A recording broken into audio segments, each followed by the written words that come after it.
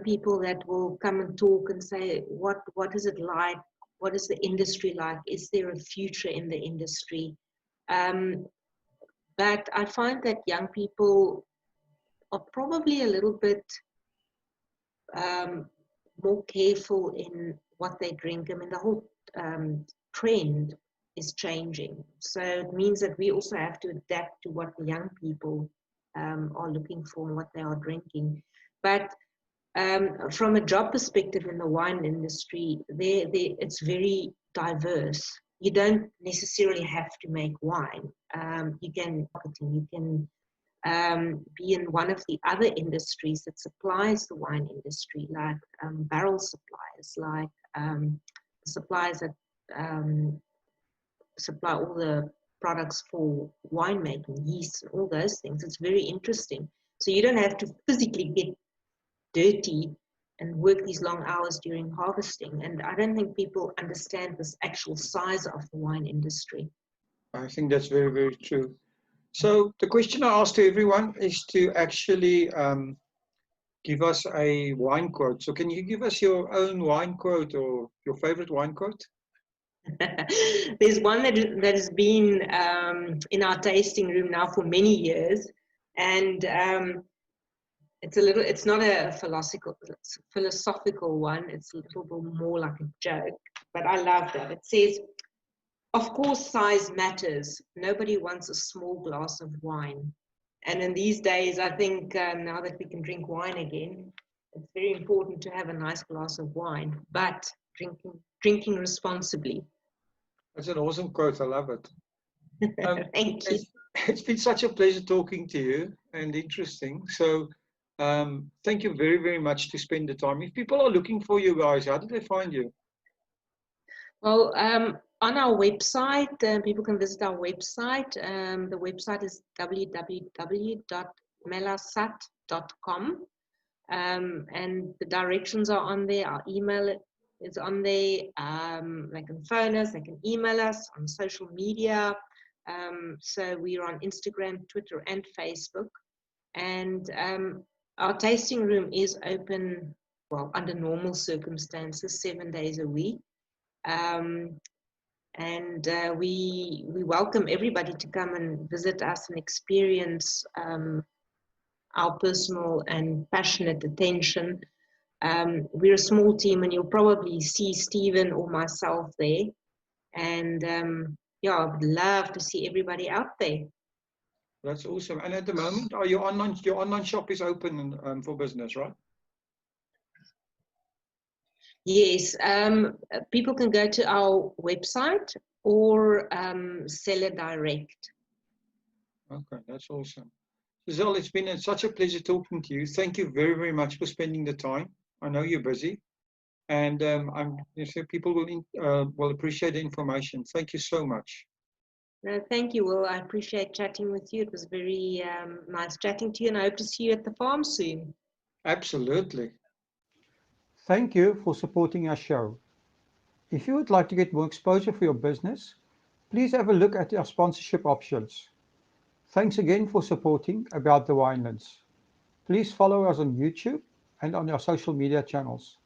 All details and links are in the description.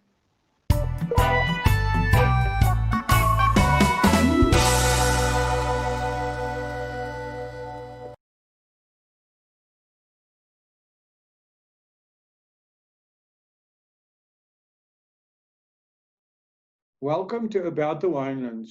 In this show, we'll be chatting to leaders, influencers, wine producers, restaurants, winelands businesses, and other role players.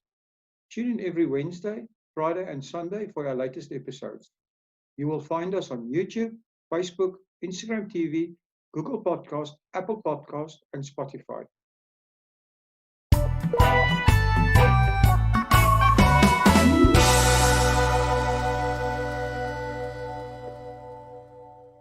Hi everyone, and welcome back to About the Winelands. Today I'm speaking to De Bruin Steenkamp. De Bruin is the owner of Friesland Wines in Stellenbosch. Hi De Bruin, how are you? Hi Will, yeah, great talking to you. Thank you so much for the opportunity. Well, welcome to About the Winelands. Our listeners will be very interested, to hear your story. And can we kick off with that? Can you tell us a bit about yourself and how you became involved in the wine industry? Thank you. Yes, so I grew up as fourth generation on our Steenkamp family farms. That's in the Bottlery Hills outside of Stellenbosch. So we've got two family pieces of land, Groenland and Friesland, and they are adjacent.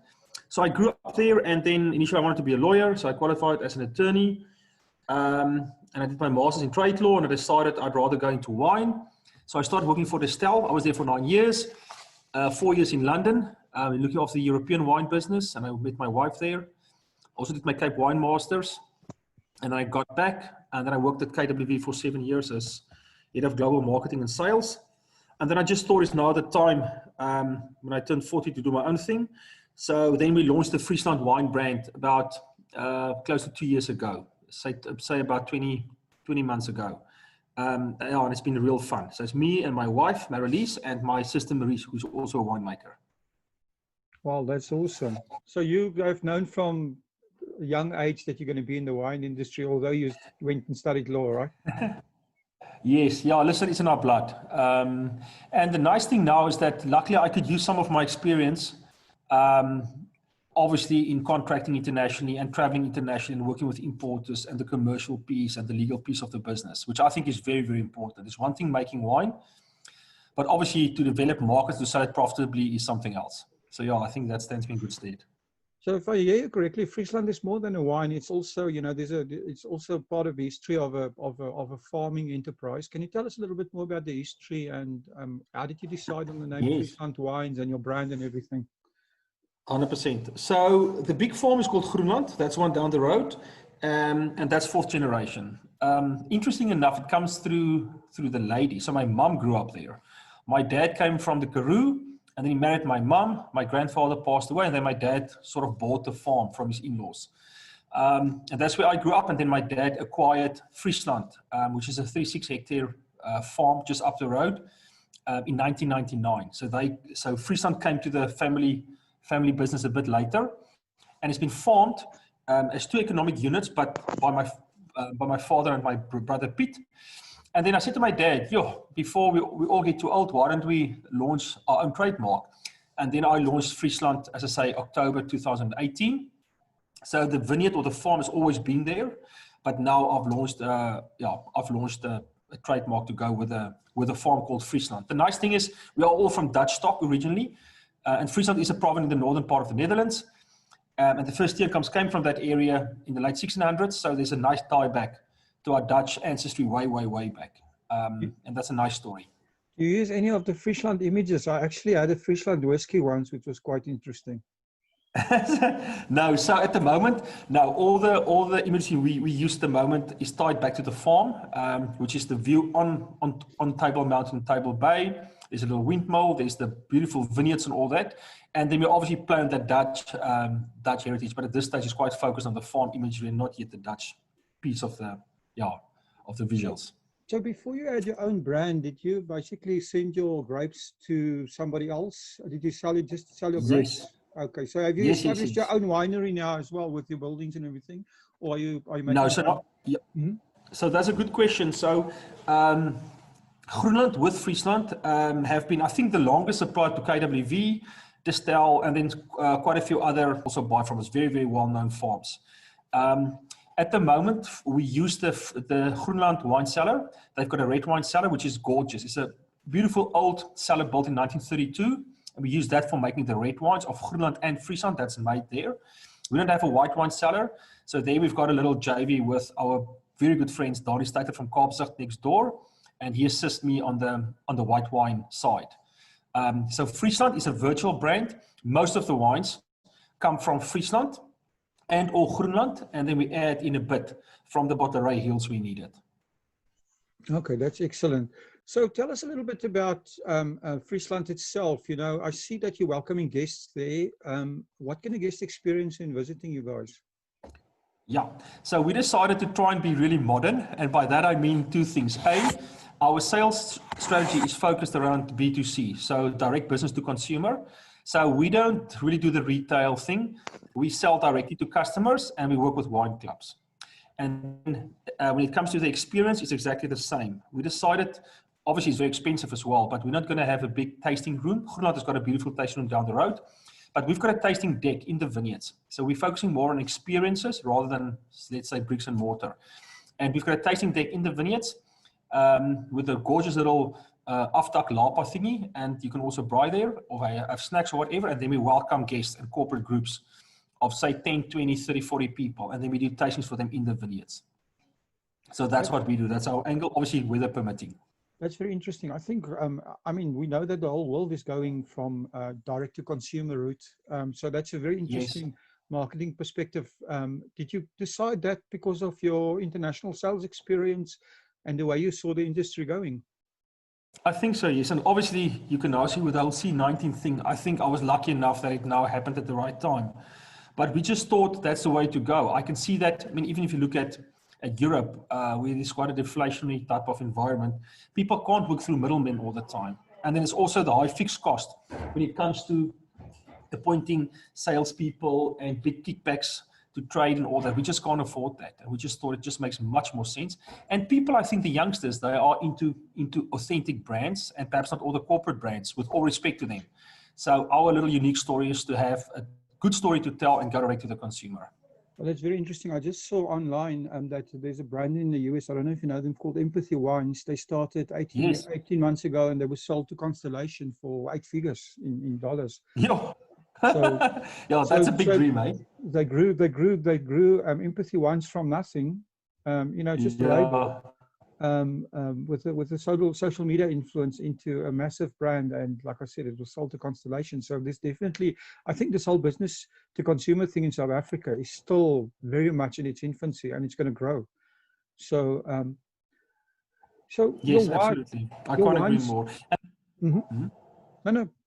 Yeah, no, I'm just saying, and then obviously I forgot to mention that what we do as part of that is we do corporate tastings, and people want to see the wine person itself. So I will go to Gauteng or in the Western Cape, and I'll do tastings with people, and there's a real tangibility to the brand. And people understand it. They've seen the wine person or the owner or the winemaker, and then they get really loyal, and then it's obviously word of mouth, which is really, really powerful. Well, that is, and that brings us to the important thing, is the actual wines. So can you tell us a little bit about the wines that you are making, and also your winemaking philosophy?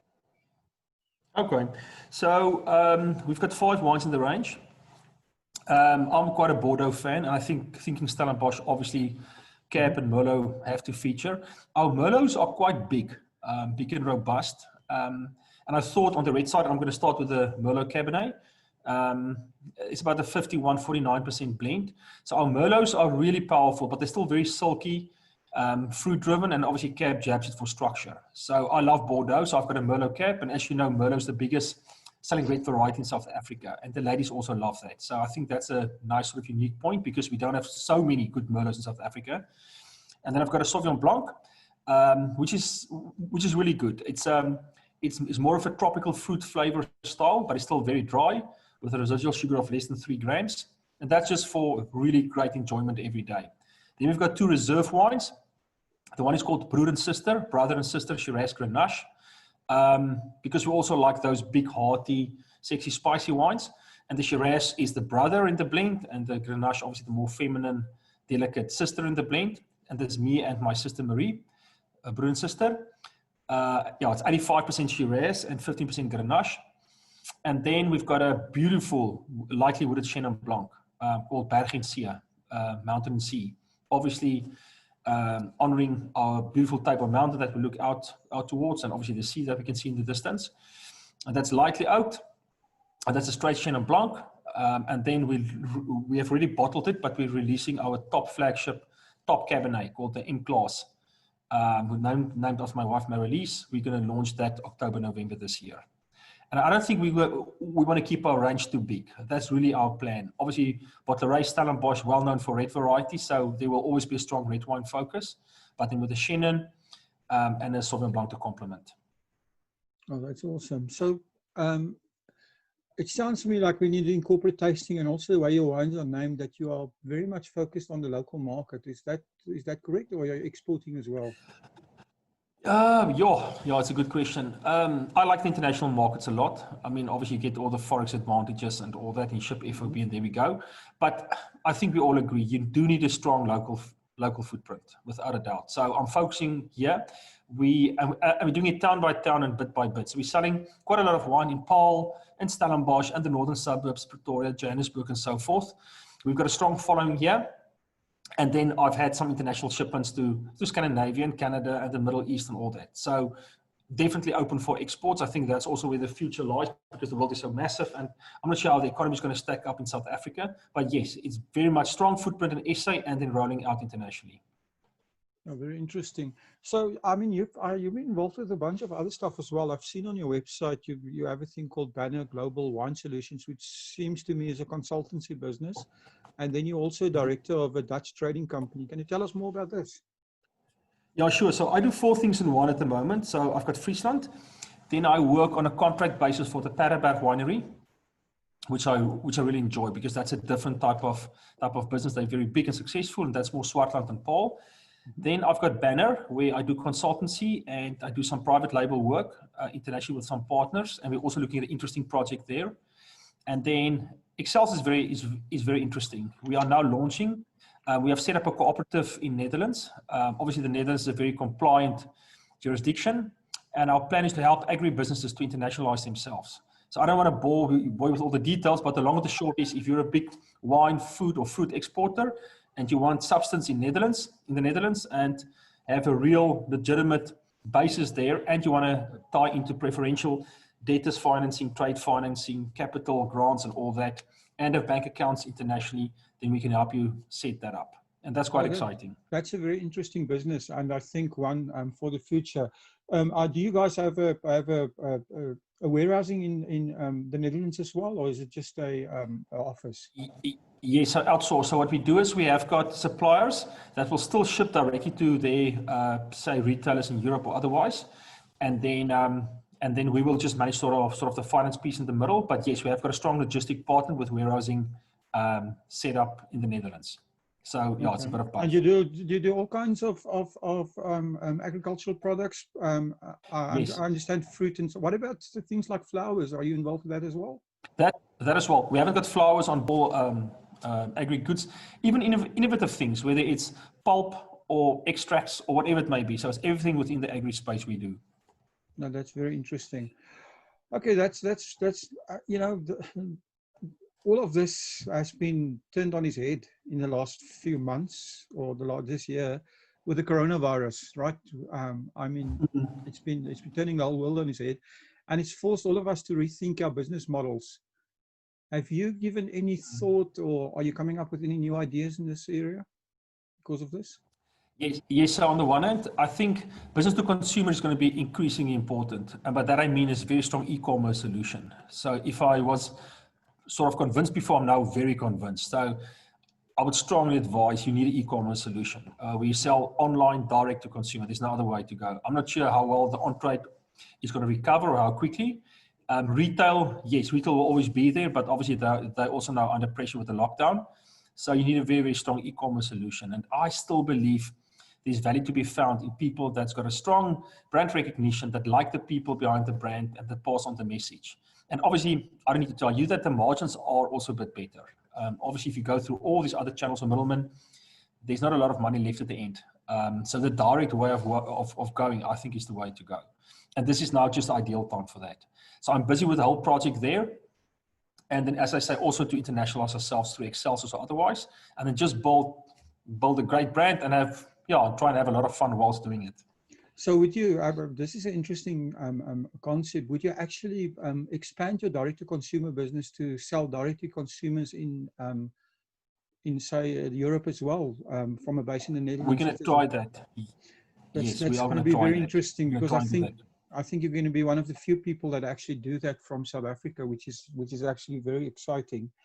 In terms of your direct-to-consumer in South Africa, your logistics, I think that's been one of the reasons why South African hasn't caught up onto the whole internet craze of buying, Amazon type thing, is because of maybe a logistical problems. How is it going so far? Is this improving? Okay, so it used to be good. Obviously, the past month was crazy because we have got a logistic partner in, say, Johannesburg, And what we do is we ship a pallet or two of wine up and it stands in the warehouse and then we have it delivered. But they are really geared to do business to business, to licensed outlets. And now everyone is now ordering from home and they just couldn't cope with the big load. So I think in principle, yes, everyone is set up, but no one obviously expected this whole craze to happen now during the month of June when everyone just started ordering. So usually in South Africa, you've got a few options. Either you sell to a wine club and they sell on, or you use a courier company directly from your home. That's expensive, but it goes quicker. Or thirdly, you've got a warehousing solution where you carry stock in the regions and then you deliver from there. So it'll take you a bit of longer time to get it to the consumer, but it'll be more affordable. And unfortunately, courier charges, sometimes people see that as a barrier to entry. They think it's too expensive. But I still think overall, I think it's still worth your while rather than having to go down to, say, a supermarket or a restaurant and buy the wines there at an even higher sort of markup. But no one has really figured that out. And obviously, wine is different from other consumer goods. If you go on Takealot or Amazon, it's easy to buy something that's really sort of a consumer item. But wine, people still want to taste the wine, feel it. There's sort of a tangibility there. So people are getting into wine business e-commerce wise, but I think it's a different way of telling a story relative to other consumer goods. I think I just wanted to ask you before I ask my next question is things like a third-party solution like Takealot, is that a solution or not really?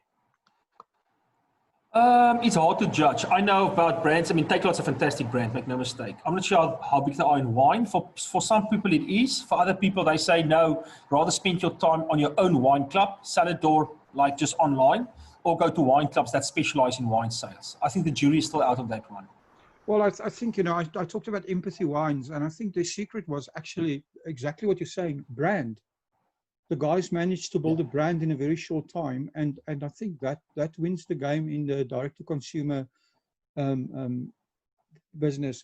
But so on that is, how are you going to differentiate your brand from other? Because I mean, every wine business now is putting up an e-commerce shop and trying to go this route. So how are you going to differentiate your brand and build your brand in this area? And that's an excellent question. We said we've got one of two options. Either we try to be unique or we try to be ourselves. And we thought we'd rather be ourselves. So, there are thousands of wine brands out there. We can't be 100% unique. That's just impossible.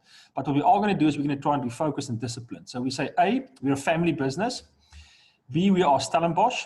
So all our wines are one of origin Stellenbosch. That means that we're not going to compete at different price points in different regions. That's what we do, even if it costs a bit more. And then we're going to focus on that, let's say, handcrafted, bespoke storytelling image.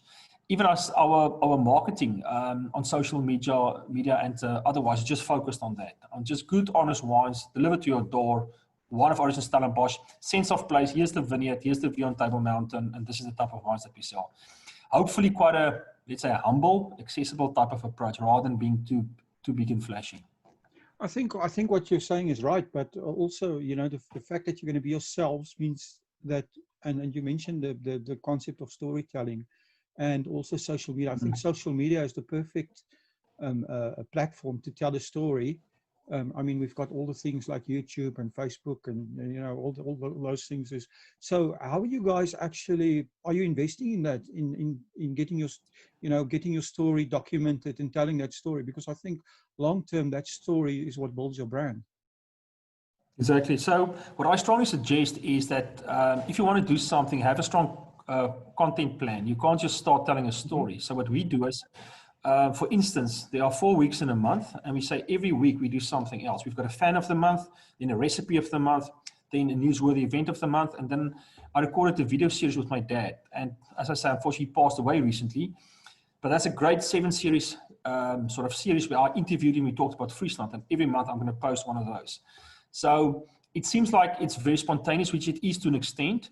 But at the back end, I strongly believe that there's got to be strategic planning. And so if you want to tell a story, what is the story? And then how do you tell it? And make sure you sort of make it in a very disciplined, focused, strategic journey that you actually take the consumer on, rather than just saying, hey, I'm having a good sip of wine. Do you like my wine? Because that's a bit empty. I mean, everyone can do that. So the story must be very, very intentional. Very, very interesting. I mean, you can see you have international experience, and your KWV experience comes to mind. So That helps. So, Yeah, well, listen, I must just say, it's not easy, eh? There are so many wine brands, and the one is cheaper than the other. It's not easy, make no mistake. But I believe you can't take over the whole world, but there will be enough people that like your wine, and then I suppose that must be good enough for you. And for us, it is. I think to win in the direct consumer business, it's really that you've got to build brand rather than go for short-term sales. You know, you've got Yes. two concepts. You've got the one where you've got a sales funnel, you have a mailing list, you have a special, you collect email addresses, and then you just keep on selling. But ultimately, I think that's going to lose to somebody who's building a long-term brand that has a story that people start telling to other people. Yes. In the short term, it takes a bit longer, but in the long term, I think that is where we are going to. Because if you think about yourself and your use of your smartphone, how many times do you actually consume content, and how many times do you actually look at an ad? I think the world of advertising is gone. It's all about your right content, right? Exactly. So that's very, very interesting. Your wine journey, I mean, yes, it's been quite interesting and diverse. What is the most important thing that you've learned?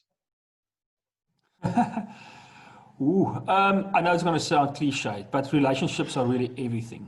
Most of the people that I work with these days are people that I've met along the way and that I got along well with, and they're still friends and partners in some sort of way, whether it's getting wine from or selling wine to or marketing or working together or importing the market. So that's critically important. I think in the wine game, it is a feel-good game. When you go to a big wine fair internationally, people are still laughing and toasting, and you should never sort of lose that. So yes, it's a business. You need to be commercially astute. You must understand your product costings, the value chain, what it ends up on shelf, what all the AMP or the marketing stuff and the operations that you need to spend. So you need to understand the numbers, make no mistake.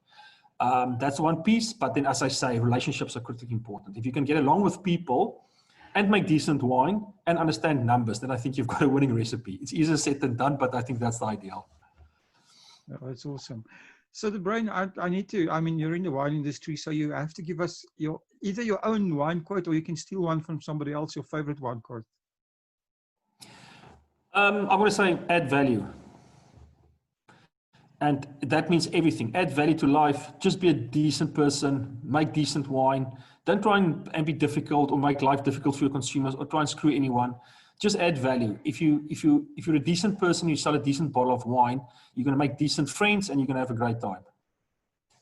Oh, very, very, very, very good quote. Thank you very much. It's quite simplistic, but yeah, that's the motto I live by. I like it. I like it. Add value. I mean, that's what we try to do in life, right? To everyone we meet. So, if people want to get hold of you, I mean, you were just saying direct to consumer. So consumers are listening. How do they get hold of you, Brian? Yeah, thank you for that, Will. So obviously our website, www.frieslandwines.com, or they can send an email to me or my wife. Mine is Debruyne, DEBRUIN, at frieslandwines.com, or my wife, Marilise, MARILISE, Marilise at frieslandwines.com. But everything is on our website as well. And obviously we're on Twitter, Facebook, LinkedIn, and Instagram, and the Friesland Wines. Okay, awesome. So what we'll do is we'll actually put all the links in the description below this recording, so that people can get that. And all that's left for me is to say thank you. Thank you, Debruyne, for spending the time. I know you've been busy. You're busy, and also, you know, you have to make new plans because of recent events. So thank you very much for spending the time, and it's appreciated. Thank you all, and please come and visit me when it's spring. We are going to sit in the vineyards and we're going to toast on good times. We're going to have a great glass of wine together in the Stellenbosch vineyards. Thank you so much. That would be great. Thank you very much. Cheers. Thanks, Will. Talk to you soon. Thank you for supporting our show. If you would like to get more exposure for your business, please have a look at our sponsorship options. Thanks again for supporting About the Winelands. Please follow us on YouTube and on our social media channels. All details and links are in the description.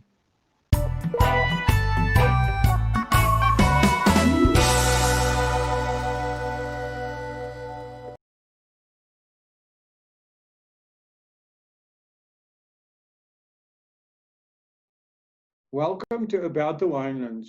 In this show, we'll be chatting to leaders, influencers, wine producers, restaurants, wine businesses, and other role players. Tune in every Wednesday, Friday, and Sunday for our latest episodes. You will find us on YouTube, Facebook, Instagram TV, Google Podcast, Apple Podcast, and Spotify.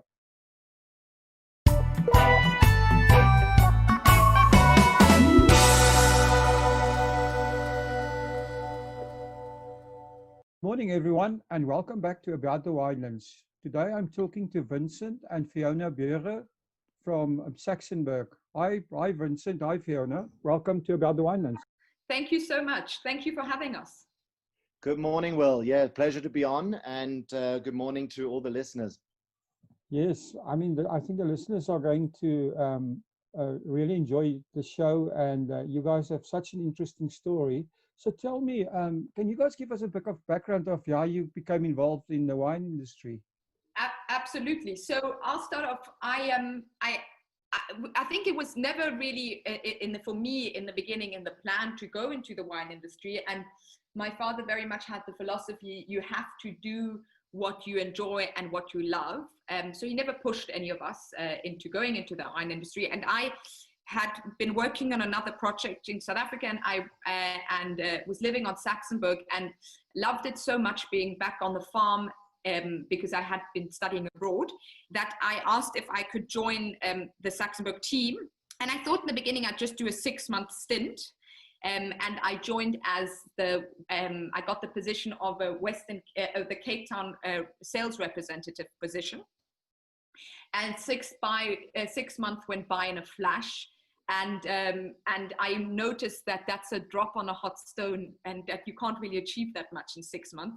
And I just have a huge passion and love for Saxonburg. So I decided to, of course, stay on, and I stayed on in that position, and then grew from that position and took over the Johannesburg market and did the sales there. And then I did the national sales and just grew from that position. And you know, before I knew it, 10 years went by in a flash, and I'm still with Saxonburg and now running the estate with my brother. So that's how I got into the wine industry and starting working for Saxonburg, which I'd been in a whole different industry beforehand.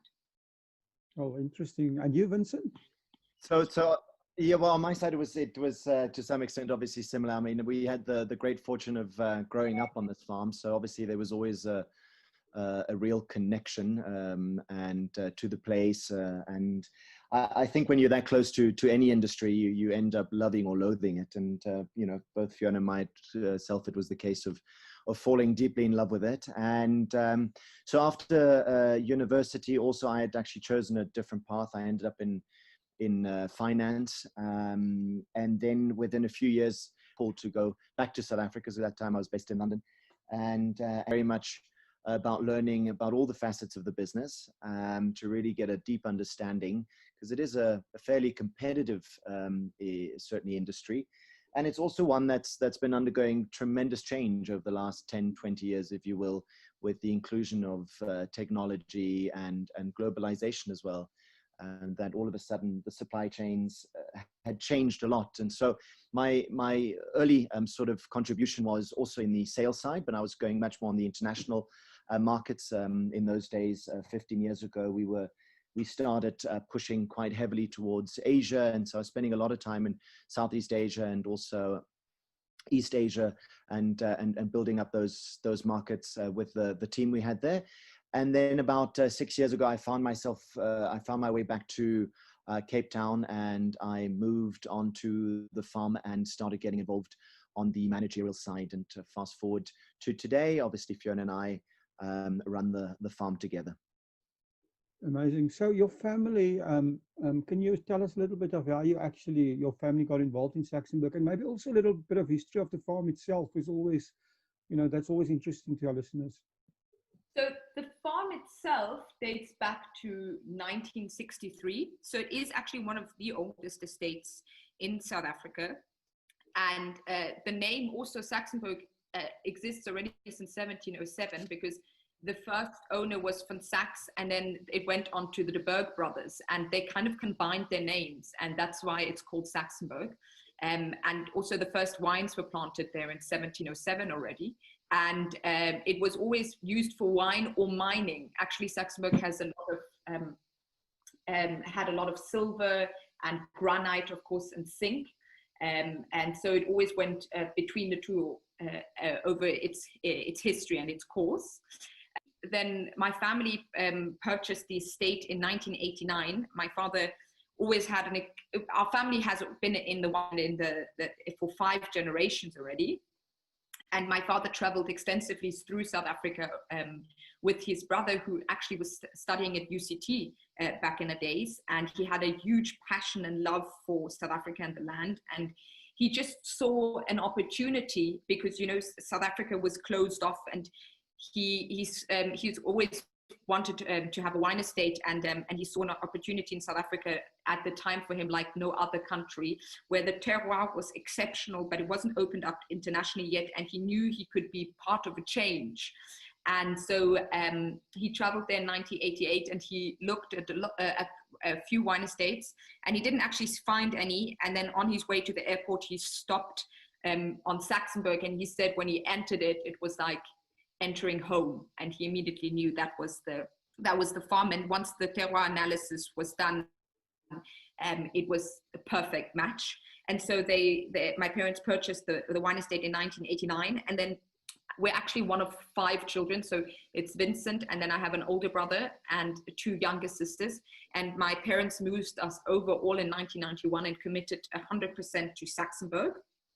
And I think the 90s was very much focused onto replanting, because actually when Saxenberg was taken over, it was in a very derelict estate, and it was, we would say, a lump of coal, which we then tried to turn into a lump of gold. And it was actually planted mostly with Chenin, Riesling, and Cinsault at the time. And I would say 90% of that was pulled out and replanted, and the estate was. The estate itself is 200 hectares, and nearly 100 hectares were planted. And they didn't follow trends at the time at all, but they went with what their terroir has to offer. And they set their own trends in the time, especially in the 90s. I would say they were trendsetters, that they then planted Shiraz, which was very uncommon in the early 90s. But, you know, Saxenberg is the ideal location for Shiraz. The whole top of Saxenberg is a decomposed granite field. And so that actually became our main varietal. And then our first winemaker back in the day, in the 90s, was Van Rensburg. And then they got Nico van der Merwe on board. And then he was out throughout the whole 90s and the beginning of the 2000s. And, you know, then in 93, Saxenberg won, I think, 5 double golds in the Veritas and a General Smuts Award. So it catapulted Saxenberg, I would say, on the map. And so that was all about, you know, making a reputation and replanting and building the brand Saxenberg. And in the 2000s, we very much concentrated when the market was open on growing internationally. So I would say that's a very short history of Saxenberg. That's amazing. I want to ask you, you are a brother and sister team, and I said, the question I wanted to ask is, how do you share management responsibility? But I think that's my nice way of asking you guys, how don't you kill each other? Yeah, that's a good question. I mean, it's, look, there's certainly the wonderful thing about the family businesses is that, you know, the saying always goes is, you know, you get upset at a friend, it's very hard to get to forgive them. You can be upset with family. We've been having adult fights for 30 plus years, you know, and we're still here to tell the tale. So, you know, family just has the sort of bond that obviously is very advantageous, but comes with its sets of challenges. And I think we trust each other very much. I think we complement each other also in the sense that we share, we share all of the decision making, and certainly the essential one. And it's good to have each other as a sounding board in that sort of sense. But at the same time, in terms of roles, they're really sort of clear cut and defined roles that everyone operates within. And, you know, Fiona being the first to actually go back to the farm has cut herself a very strong role in the sales side of things and the marketing and the branding of the estate, and has really built that up for herself. Whereas myself, I spent most of my time on the farm, and I got sort of involved in all aspects from the land, so viticulture, into the winemaking as well, as much as I'm not at all a winemaker. We have an excellent winemaker on the farm, but to get more involved in that sort of process, and then the all-encompassing management part of it. In terms of vision and strategy, we take the decisions together and then execute, obviously, in those departments respectively. That sounds fantastic. I mean, you touched a little I bit do on. want to say we have the advantage that we actually get along really well. so it's actually nice to work together with somebody that you get along with so well and that you're actually friends with. Also, I think the issue you mentioned about trust, I think that trust that you have within a family is, you know, that's something that you can't really find anywhere else. So that's great. You touched a little bit on the Shiraz, and you know, this is what Saxonburg is famous for. I think it's Graham Beck that said you guys make the best Shiraz in the country, or maybe I think you could have even said in the world. So tell us a little bit about the other wines you are making, and also your winemaking philosophy. Yeah, absolutely. I think it's so important. Look, the wine industry is one in which you always take a very long-term view, and you need incredible patience for, obviously, because you're dealing with nature, and so by default you're never too sure what hand you're going to be dealt for any specific harvest or during a growing season. But you can certainly work very well around you know, the sort of the aspects that you can control of that, and most of those take place in the vineyard. So, you know, I think our first philosophy in winemaking is that 80% of any good wine is made in the vineyard. And with that, we take a very sort of rigorous approach to the vineyard and the way that we respect that terroir. We're lucky now that in some ways we have 30 plus years of experience of knowing the land, understanding the specific sites, knowing how certain clones react in specific sites, and we've managed to play with that and adapt to it and enhance it. A step of how we look at the philosophy itself, and then obviously it's being close to the market. When I say long term, you know, we have a vision, or our parents rather had a vision in the late 80s, early 90s, that Syrah was particularly well suited for that. And so, you know, today it represents production, and we are building on that every year as we learn, obviously, as well, and sort of firm in the belief that what we're doing is the right thing, that we can improve on that all the time. But it's you know, that's the kind of discipline and long-term thinking that it takes, and that we enjoy doing, you know. And then some years, you know, the varietal will be a bit more unpopular in some countries, and other years it will be there. But, you know, we certainly would like to think that is something that we can do very well. In terms of the other varietals, we've got incredible diversity on the farm itself. So the farm is about 200 hectares, of which 70 are planted to vines. And we're adding to that every sort of 2 to 3 years. The varietal breakdown is very much in terms of what is suited there. So we have Saxonburg sits, for those that don't know it, Saxonburg sits on one of those old sort of hills outside of Stellenbosch, and it gives us a 360 degree sort of geographic aspect, if you will. Some of it is facing the Stellenbosch winelands, and some of it is facing Table Mountain and the cooler False Bay slopes. So according to that, we plant in, obviously, the soils we have as well. And there's again a great diversity of soils, from, you know, sort of heavy clay to decomposed granite to heavier sort of gravel soils and Table Mountain sandstone. But basically what we've done is we've allocated the varietals. On the red side, we've got Syrah, obviously Shiraz, which leads the pack. We've got Cabernet Sauvignon, which for us is very representative of Stellenbosch. We've got some Pinotage as well, which to us is kind of the celebration of, you know, a typical South African varietal. And then for our entry-level blend, we've also got some Malbec and some Cabernet Franc. And then we've got a very small portion of Pinot Noir on Champagne clone, which we use for our Méthode Cap Classique.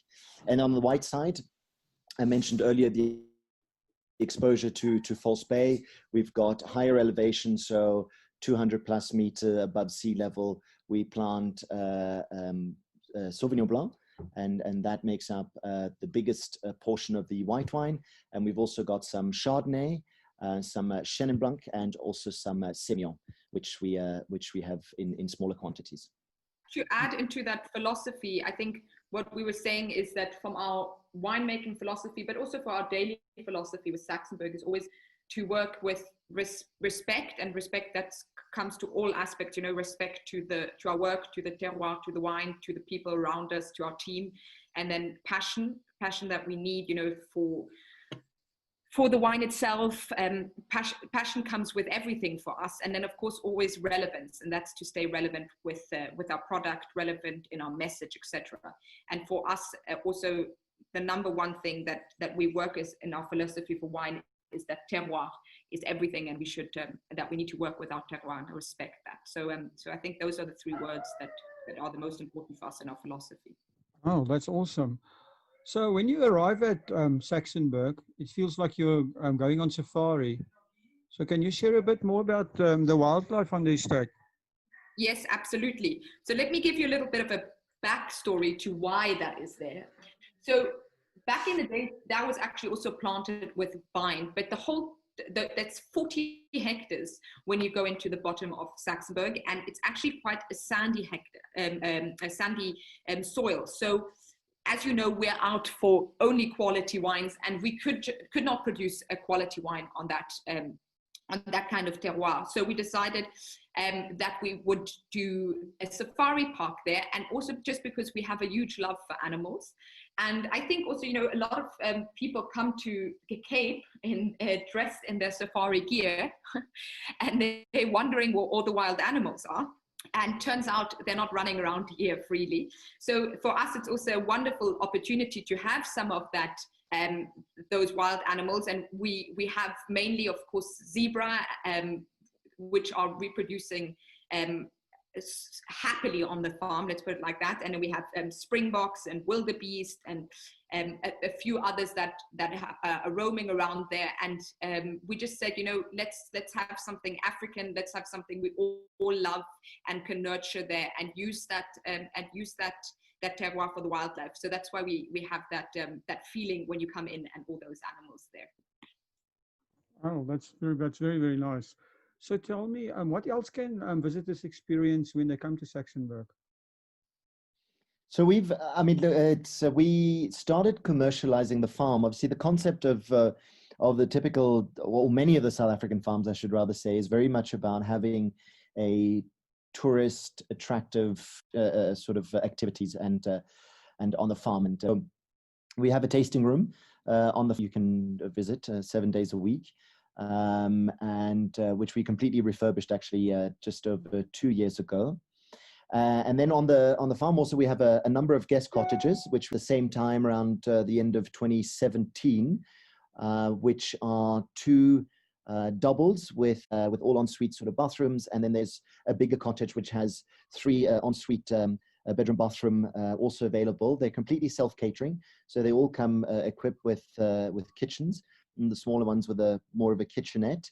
And then you have, access obviously to the outdoors. You're within sort of, a couple of 100 meters from the game park itself. You can organize sundowner drinks out in the lovely sort of, on a platform within that little game park, and enjoy the wines there. You can, there's access to a pool, and obviously there's also a braai facility. So that's another aspect of it. And then on the farm itself, we don't at this point, sometimes when we have bigger groups, we have an outdoor LAPA area where we'll organize, especially more for the sort of overseas visitors, we'll organize typical sort of snook braais or meat braais as well, and then take them through our wines in that sort of way. Obviously, these are things that have been badly affected now by the lockdown and obviously the continuing sort of regulations, but typically these are very active participants of the farm. Oh, amazing! You mentioned the coronavirus and the lockdown, and it's basically forced all of us to think our business models. So Fiona mentioned that you've got the time working. Do you have any changes or new ideas in mind? So as I said, I think we took this lockdown as a real time to sit down and put our minds together and you know, really use this time effectively. I think we've done the opposite of saying, let's lock ourselves down as well. We've literally said, what can we do with this time?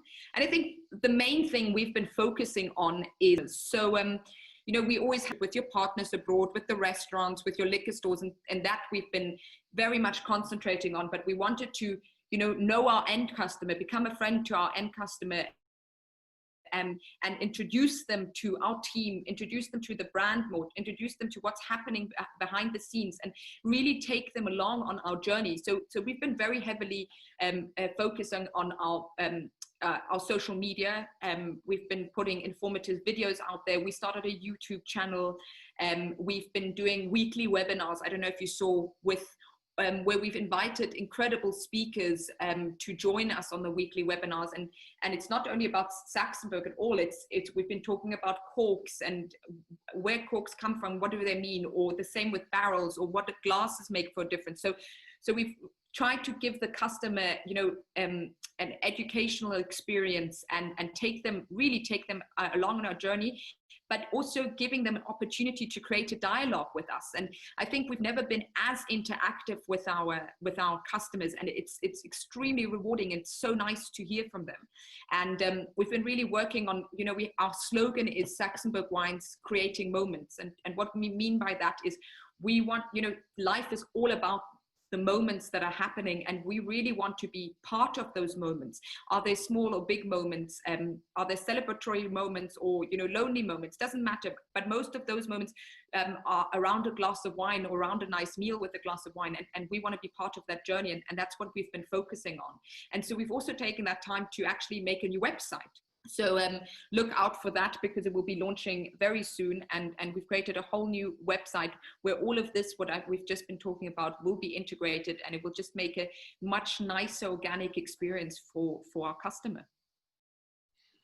I mean, I suppose the only things I can add to that, obviously, is, you know, earlier I alluded to the fact that in the wine industry, everything is about long-term planning.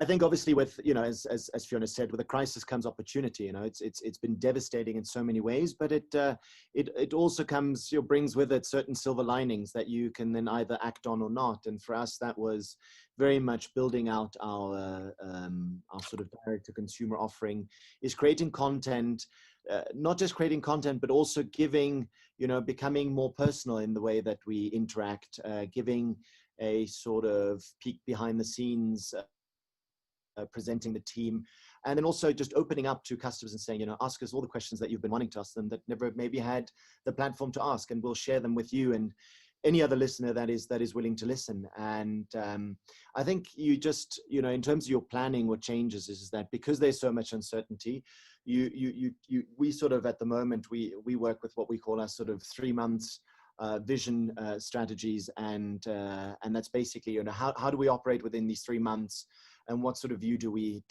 take? But at a concept that is also introducing a virtual tasting room. Not so much, obviously, on the one hand, because, you know, people will be for some time more reluctant to set foot into certain establishments, but also because we are speaking to a wider audience now, you know, that may be far away, that cannot get in the car and just drive 20, 30, 40 minutes and be at the farm, and to also bring them in and make them part of the experience. So it certainly changed in that sort of way. Also, you know, I think a spirit of collaboration has come from this. We are working currently, we're very proud of our sort of area, obviously Stellenbosch, but to be more precise, the Polka Dry Hills. We've been working during lockdown on an initiative as well, which I can't divulge just yet, but which will be coming out in the next months or two, with a few of the farms that are in the area.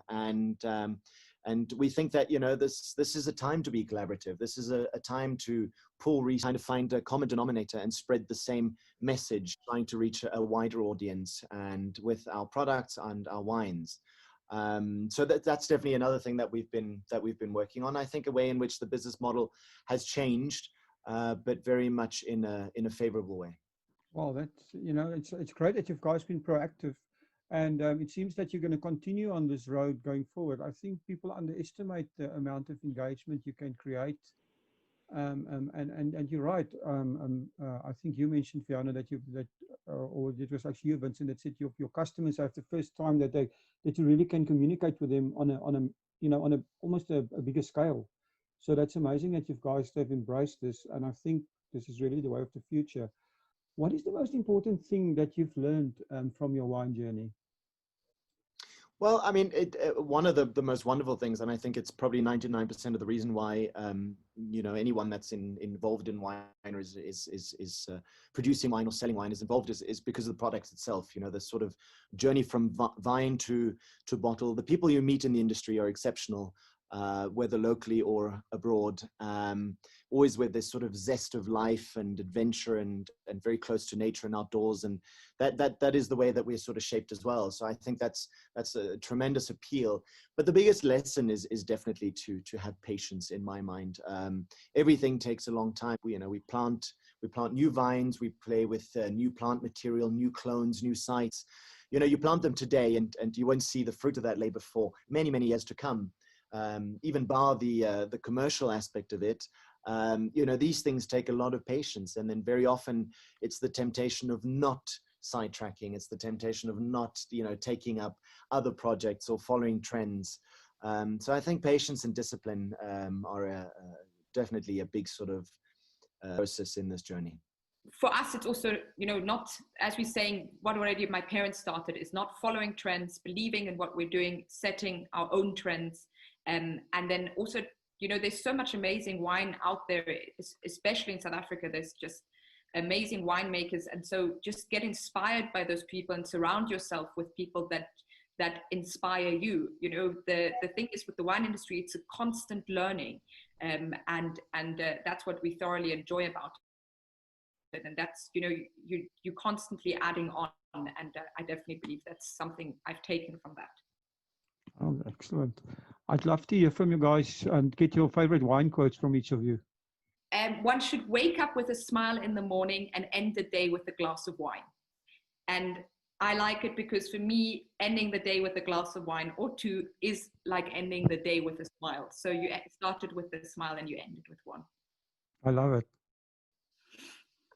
I mean, there's so many great and so many cheesy quotes, I think, in wine.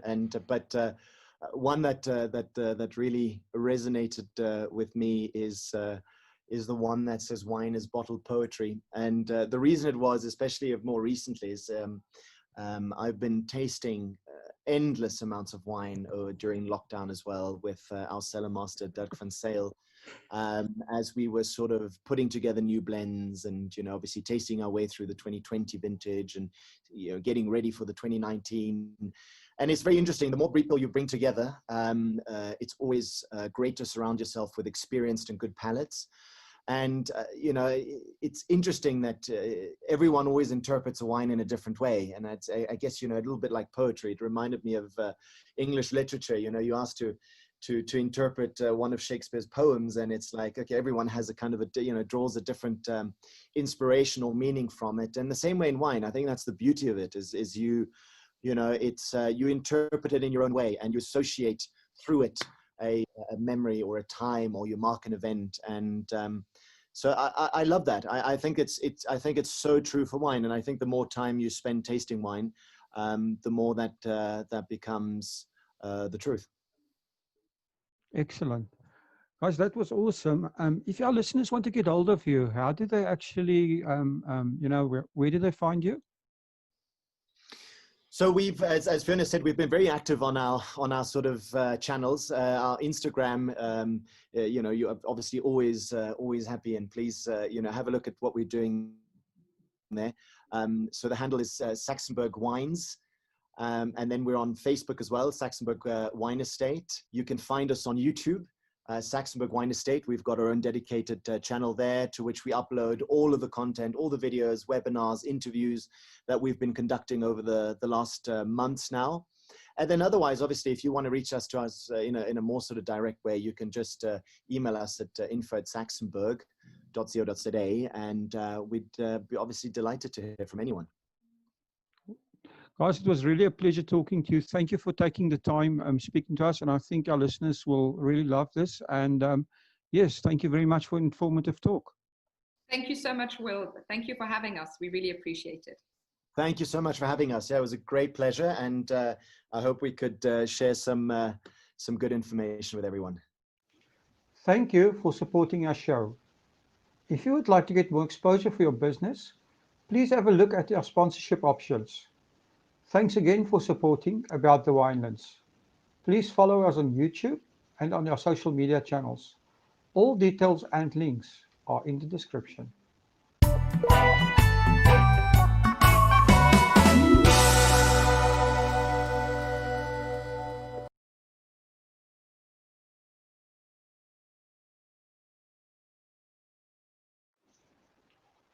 Welcome to About the Winelands.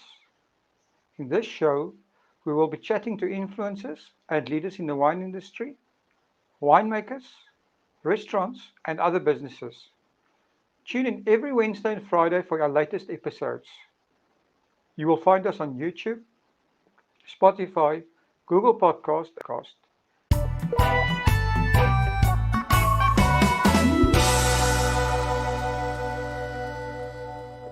Be sure to subscribe so that you do not miss out. Now, to get on with the show. Today, I'm talking to Blake Gower of Constantia Wine Tour. Hi, Blake. Hi, how are you all? How are you? I'm great, thanks. It's a pleasure talking to you, and I'm looking forward to our chat. Are you in Constantia at the moment? I'm not in Constantia at the moment. I now live in Hout Bay, Okay. which technically is actually a little bit part of the Constantia wine route. It's a suburb, right? Yeah, it's a suburb next door to Constantia, and it's quite nice on the way to collect guests to town. You get to take the coastal road and avoid all the school traffic compared to when I was living in Constantia. So it's nice out here. Oh, excellent. So, Blake, tell us a bit about yourself and how you became involved in the wine industry. Cool. So, yeah, I went to London on a gap year and worked in hospitality and service. That was 2006. And I've always worked in hospitality and service since then. I enjoy sports. I enjoy the outdoors, enjoy photography, and enjoy showing people a good time. So that's pretty much me in a nutshell. And I do love wine, so this was always close to the heart. And basically, how I got involved in the wine industry was just from enjoying hospitality and tourism, and growing up in Constantia. We were on the farms quite a bit growing up, so it was something close to the heart. And having a bit of experience in hospitality and service just made the blend come together nicely. Oh, that's awesome. It's nice if you can do something that you love and also something that obviously suits your personality. Yeah, no, I'm very grateful, and it took a while to find something that I enjoy as much as this. And it's it takes away the weekends, most weekends. It's you got to bite the bullet, eh? Yeah, it's a weekend business. Can you tell us a bit of a history about your business, the Constantia Wine Tour, but also with that, a little bit to our listeners about the Constantia wine route? Sure. So the Constantia Wine Tour began towards spring 2012, and basically that is how it got going. Just going around to hotels and guest houses, meeting the people on the wine farms of Constantia, and getting to understand the lay of the land better than what an outsider would. And just marketing the tour to online booking platforms, and also basically from the beginning, it was always important to make this tour very authentic in that we create our own articles and provide information not just about our tour, but about all of the wine farms that make it possible to do the tour. So that's what's being a big part of it, is to try and promote Constantia, the tour, and also the wine route from within, and basically just trying to draw in a crowd, of people that enjoy the finer things in life. In terms of the Constantia wine route, so I mean, technically speaking, the Constantia wine route has been going from about 1685. Wow. As this was the first time vines were planted in Constantia. And yeah, it's about 335 years of wine production. That was originally from the whole of Constantia, which used to be one farm. And then over the years, 335 years, Constantia has been sold off and to other names. And basically there's a newer wine region now, farms like Eagle's Nest, Constantia Glen, Silver Mist, High Constantia, and those farms form the newer boutique wineries of the Constantia wine route. Then you have your more traditional, like Groot Constantia, Klein Constantia, which was the first subdivision of what used to be one farm, and Steenberg, Eitzig, Bateson, Verwachten. Basically, these farms all support Constantia wine route, and Constantia wine route is a brand now, which is run by a very dedicated lady, Karen Wiltshire, and she represents the farms at events like Condé Nast. So the Constantia wine route fits in the Constantia Valley, and it's a very well-run marketing effort. Well, that's awesome. I mean, I think one of the big advantages you guys have is that you're so close to the city center. Yeah, that's it, eh? Literally, if you drive from a hotel in town, by the time you've gone over Wynberg Hill and you're looking to your right into the Constantia vineyards, I mean, that only takes about 15 to 20 minutes. And then it's about another 5 to 10 minutes to when you park at the farm. So very convenient. And then, of course, if you're finishing off your tour, either at Silver Mist or Glen, Constantia Glen or Eagle's Nest, then it's nice to go back to town along the coastal road. That's very nice. I mean, the guests get to have a view of the ocean, and sometimes even some Cape fur seals on the rocks on the way back. So that's the lovely thing about Constantia, is that you see the ocean. You see where the winds come from, which cool the vines. So it's a maritime climate, and to be able to see where the winds come from is quite nice. That's awesome. Tell me, Blake, can you expand a little bit more on the experiences that you offer to your clients? Yeah. So we pick up our guests from their accommodation and drop them off at their accommodation, unless they want to go out for dinner afterwards. They often ask us, where would you recommend we go for dinner? So that's quite nice. You never have to worry about staying under the limits. You can actually have a nice time and enjoy the wines. There is food on the tour, which is included in a once-off fee. So you don't have to, settle any bills or worry about getting into a restaurant. So the nice thing about the tour is that, yes, you do drink quite a bit of wine, but there's also food to line the stomach. So no worries. So it's basically an all-inclusive experience. Yeah, and sometimes we will get a winemaker if they've got a private tour or a customized tour, tailor-made tour.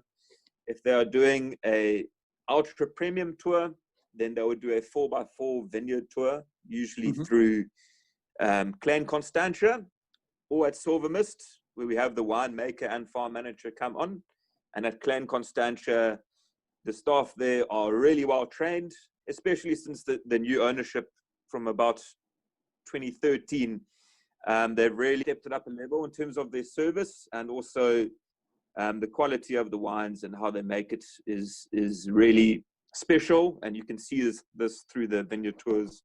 And often these vineyard tours are done by wonderful gentlemen Alan Wickstrom, who's a really top guy. Yeah, so yeah, in a nutshell, it's a 5-star rated experience on TripAdvisor, and I saw also that. That's the awesome. guides. Yeah, and also the guys we use are very knowledgeable of Constantia, so are able to answer most of your questions.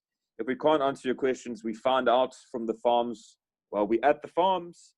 And yeah, also our guests can get, priority to certain places on certain farms. Awesome, that's awesome. I see that a part of your packages is like a corporate experience or corporate tours. How many people can you accommodate? Yeah, so when we do corporate tours, which are anywhere from the United Kingdom to, Johannesburg or even local in Cape Town, we usually do a maximum of about 50. We could do more, but 50 is pushing it. Okay.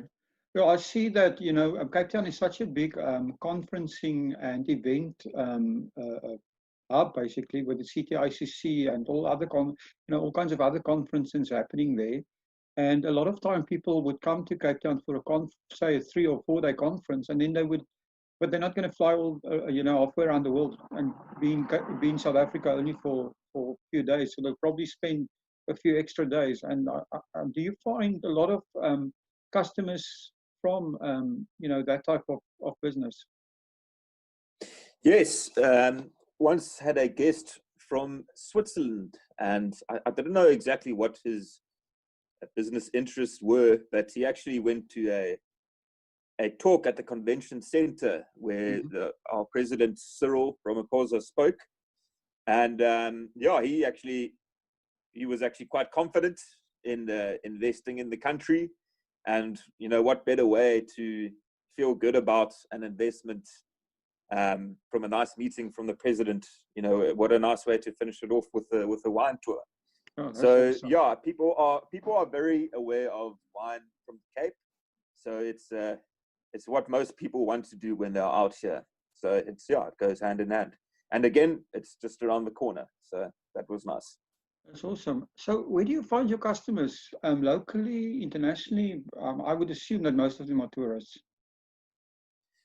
Yeah, it's about 70% of our guests are from overseas, mainly from the United Kingdom and the United States, and then a gathering of people from all over the world, sometimes Australians, quite a few Scandinavian countries, especially Norway, and Brazilians have become more popular recently. And now even people from India that don't drink wine want to come and just see what wine is all about, what makes an industry tick over for 335 years. And it's not always about actually drinking the wine. So the majority from overseas, and then sometimes we do local people. And once we collected some guests from the airport for a day tour from Johannesburg, and after the tour took them back in that same evening. So people literally fly down from Joburg, even if it's for a day. Wow, that's amazing. I never knew people did that. It just shows you, right? So Yeah. something interesting I saw on your website is that you offer a pop-up wine experience. What on earth is this? So this idea of a pop-up experience was initiated from a guest who now does some public relations from us. Mm-hmm. And she put me in touch with some people in Mthatha, actually. And in Mthatha, there's some nice hotels there. Mayfair Hotel, where a lot of universities will stay if they're playing sport. There's a nice stadium there, and it's quite a central part of the country. So we did a wine pop-up experience for a practice, and the people from the area were not so familiar with wine, but what they did like to hear was that red wine is pretty good for you in small moderation.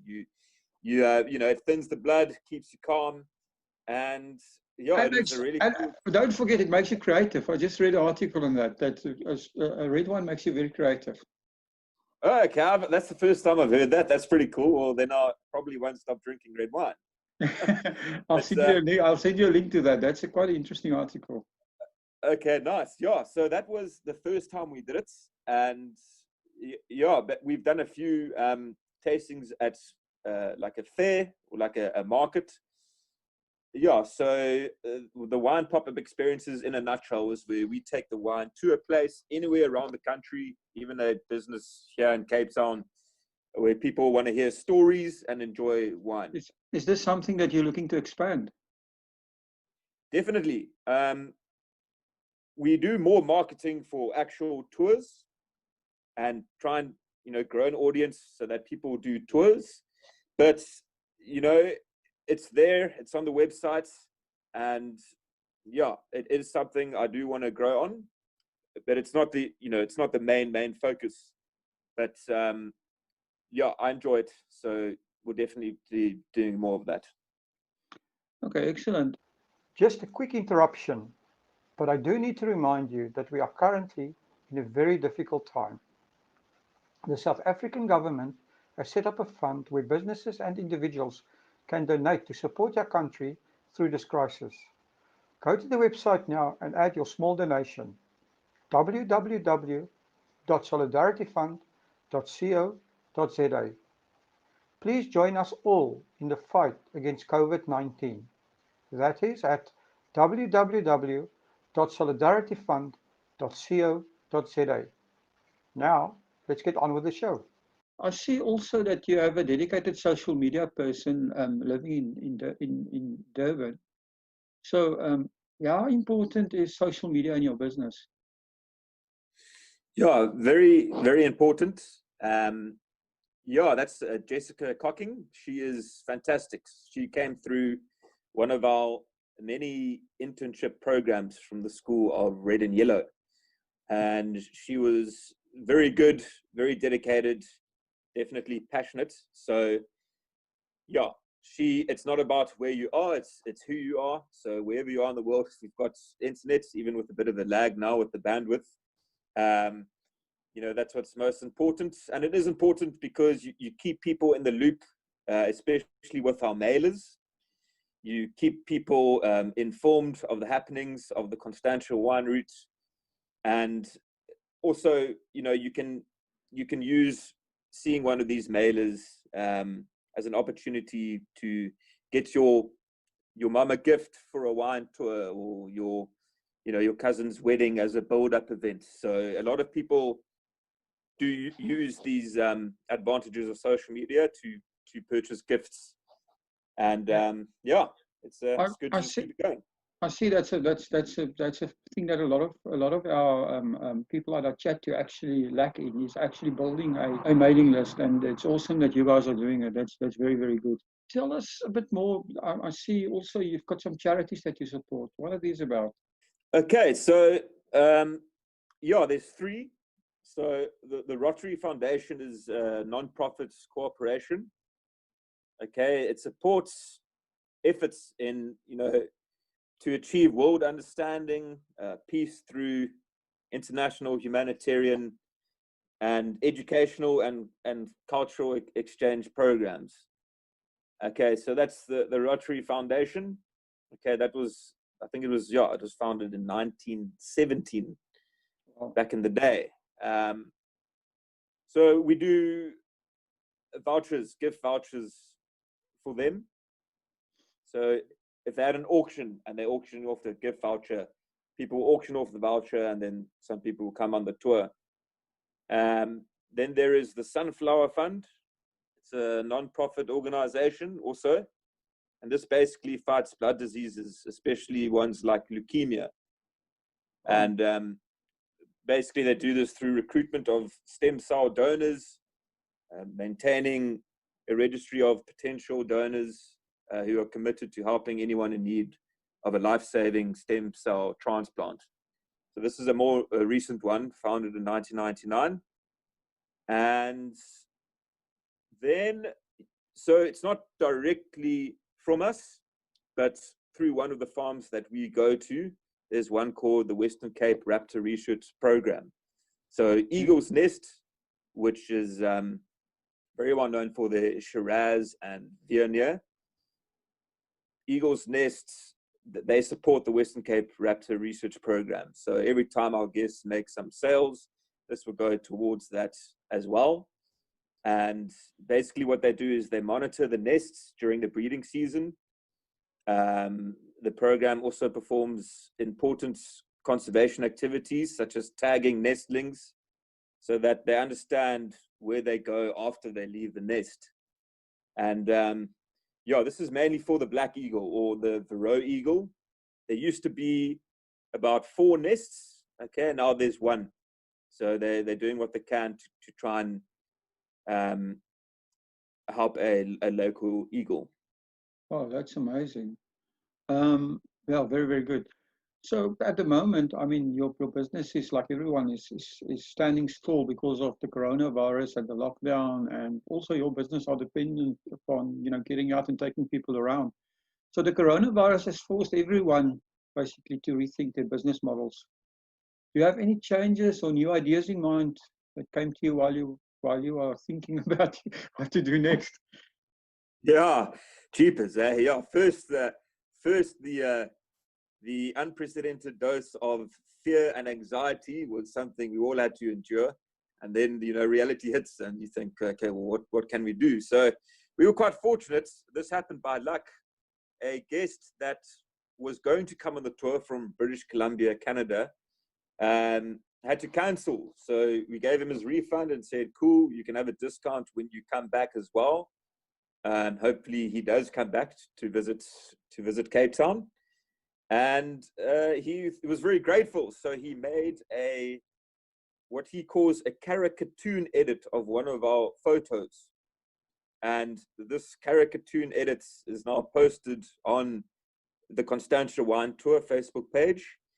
And it looks pretty cool. So basically, if people want to, they don't want to do a tour, but they want to have a fun edit of a wine experience, or even if it's just sitting with their dog at home on a couch, or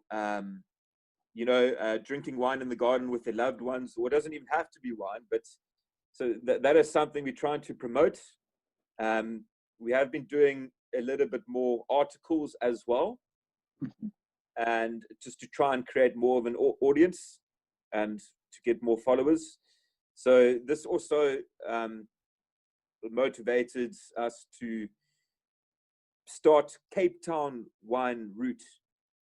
So basically, we can write more about other wines around the Cape and basically create more of a following on Cape Town Wine Route, which will enhance tours of Constantia. So this is another thing we've created, this Facebook page, Cape Town Wine Route. And basically, it's everything in the Cape. It's not just Cape Town. There are many towns within the Cape. Therefore, there are many small Cape towns. So basically, it's to promote all that is wine. So while people are sitting down and not able to travel, at least they can read more about wines of the Cape and therefore see more about the Constantia Wine Tour. So those are some things that we've done. Well, that's amazing. So basically, if you've focused on content creation, have you thought about, you're not planning to have any other products beside tours that you would be selling? Is that something in the pipeline? Yeah, so the caricature edits, as we've just mentioned, is pretty cool. Mm-hmm. If you wanna order one, you can get in touch with us as well. We'll help you with that as well. Okay. Put you in touch with the right people. We don't actually do it ourselves, but we can help you. We know what wines you might want, so we can help you, put you in touch with the right distribution people. And that's pretty much that's pretty much it for now. So like your wine journey, what is the most important thing that you've learned? I think dedication, eh? Dedication. There's quite a few. I mean, you know, you have to bite the bullet, sacrifice weekends that you could usually, you know, go away with friends and that sort of thing.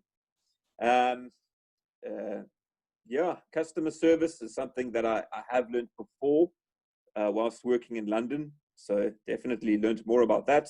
But yeah, I think dedication, eh? Excellent. So can you give us your very own wine quote or your favorite wine quote? My favorite wine quote. Okay, well, my very own. Yeah, I think wine. Yeah, wine is a ticket to, you know, icebreakers, conversation starters, and sophisticated conversations. That's awesome. That's a good one. If any of our listeners want to get hold of you, or want to book a tour, or how do they get hold of you guys? What, or they want to order one of these things you were talking about? How did they get hold of you?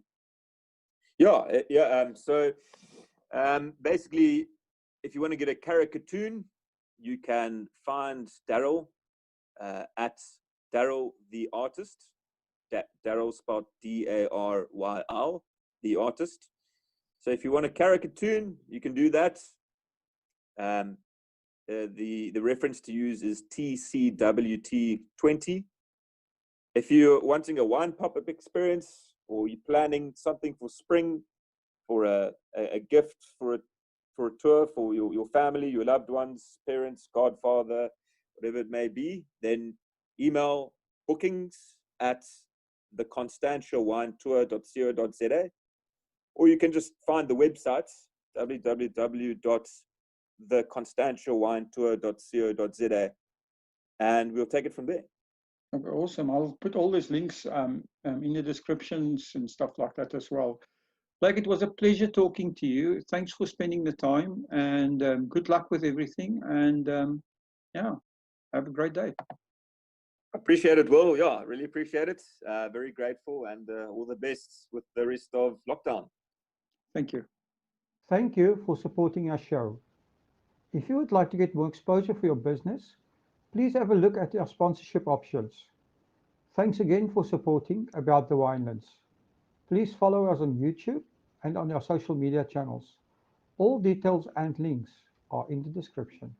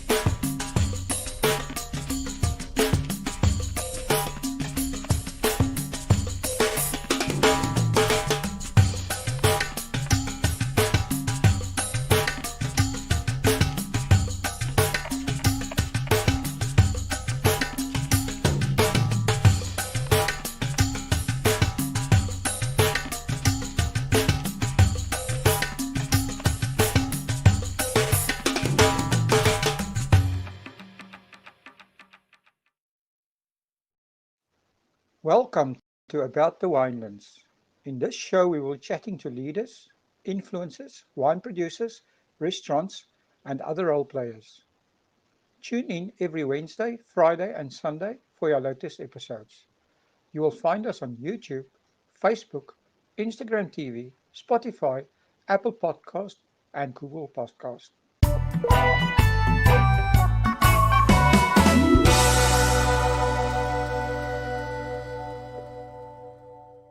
Before we start today's show, I just want to take the opportunity to say thank you to our sponsor, Lisa Loves Wines. Lisa also shared with me that she has a very special offer for our listeners. I'm not sure if our listeners are aware, but magnum-sized bottles are becoming very fashionable in Europe, and I personally think that South Africa will follow suit shortly. So as part of her Big is Beautiful campaign, Lisa will be offering a 20% discount on the Chronicle 1.5 liter from Remoorte. This is a 1.5 liter Magnum, and I will ask the winemaker to give us a bit more information on this wine later in the show. This is a great deal. Father's Day is just around the corner, so I would suggest that you go grab this. We will leave the details and links on how to get this awesome offer inside the description. Now, on with today's show. Good day, everyone, and welcome back to About the Winelands. Today, I'm talking to Rob and Chris Bouwstreet from Remoorte, a brother team. Welcome, guys, to About the Winelands. Thanks, Will. Thanks, Will. So I think our listeners will be really interested to hear how you guys as brothers ended up working together and how you managed to work together without killing each other. Good question. Okay, I'll just give you a bit of a background. So Chris and I, and our family, we're originally from Johannesburg. Our father was involved in construction. They're mainly developing lodges and that sort of thing, game lodges, but always very passionate about wine. And in 1993, him and my mom decided they wanted to make the move to the Western Cape and, actually get into the wine industry. And in 1994, they found a property end of 1993. And in April 1994, we moved down during the elections. Chris and I were young. I was 10, Chris was 12. So we grew up here in Stellenbosch. And that's how we arrived here. But we went to school here. After school, Chris studied winemaking at Stellenbosch University. And then when I finished school, I went more the marketing route and ended up in the beer industry. So Chris, after traveling internationally in that, he came back in 2007, and then I came back in 2011. And then in terms of working together, I think, we're quite lucky that we both got very separate sides of the business and separate sort of interests in terms of Chris loves the vineyards and the wine. He's obviously also very helpful with the sales side, but I prefer more the business marketing side and don't tend to get my hands dirty as often as Chris does. So I think that's important for us, is that we've each got very separate sides to the business. And although we, as a family business, obviously we do help each other out a lot in each other's department, but we sort of, we focus on our separate interests in the business, really. No, that's interesting. Yeah, I think so. And then just to add to that, so just about Remoorte itself, the farm, as Rob mentioned, and moved down, but the farm's we still got the title deed from 1812, and it was going before that, but that's kind of a year when they gave out a lot of the title deeds to the area, and we actually the third family to own and live on the property. And then we're obviously me and Robert, obviously second generation. We took over from my dad on the farm itself. Interesting. Have the farm always been under vines, or did you guys start the winery? Or no, it's always been under vine. So we actually, a lady from Australia emailed us, and she was researching her family history. They were originally from South Africa. One of her ancestors was the Constant Klapmuts, which is just down the road from us. And he was there from 1790 to 1792. And then on the records, it shows that after that, he made a living making wine it was then De Remoorte. It's now just Remoorte. So we know it was going from then, and they mentioned winemaking then, but when we took over, there was no winemaking happening. It was just growing. But vines have been here from the beginning, but obviously it's changed a little in that all the vines were planted kind of in the valleys and lower down, where since we've moved all the vines higher up, so up onto the slopes, looking for more exposed sites and sort of steeper slopes, better sites for vineyards. Well, that's interesting. So you guys actually were the first people to actually make your own wines. I assume before that it all went to a cooperative or something, the grapes. Exactly. Yeah. So like a lot of the South African wine industry, it was, especially in apartheid, it was very, everything was kind of quite controlled, and most of the stuff went to cooperative sellers. There were very few independent sellers. But yeah, my dad made the first wines here in 1995. So you have your wines are exciting. Can you tell us a bit about your wines and also the free to be wines? What does that mean, and how did it all start? Yeah, so I think first and foremost, we're passionate about being an estate. So from vineyard to bottle, we do on the property itself. So I mean, the Remhoogte range of wines are quite established. Obviously, my dad having started making them.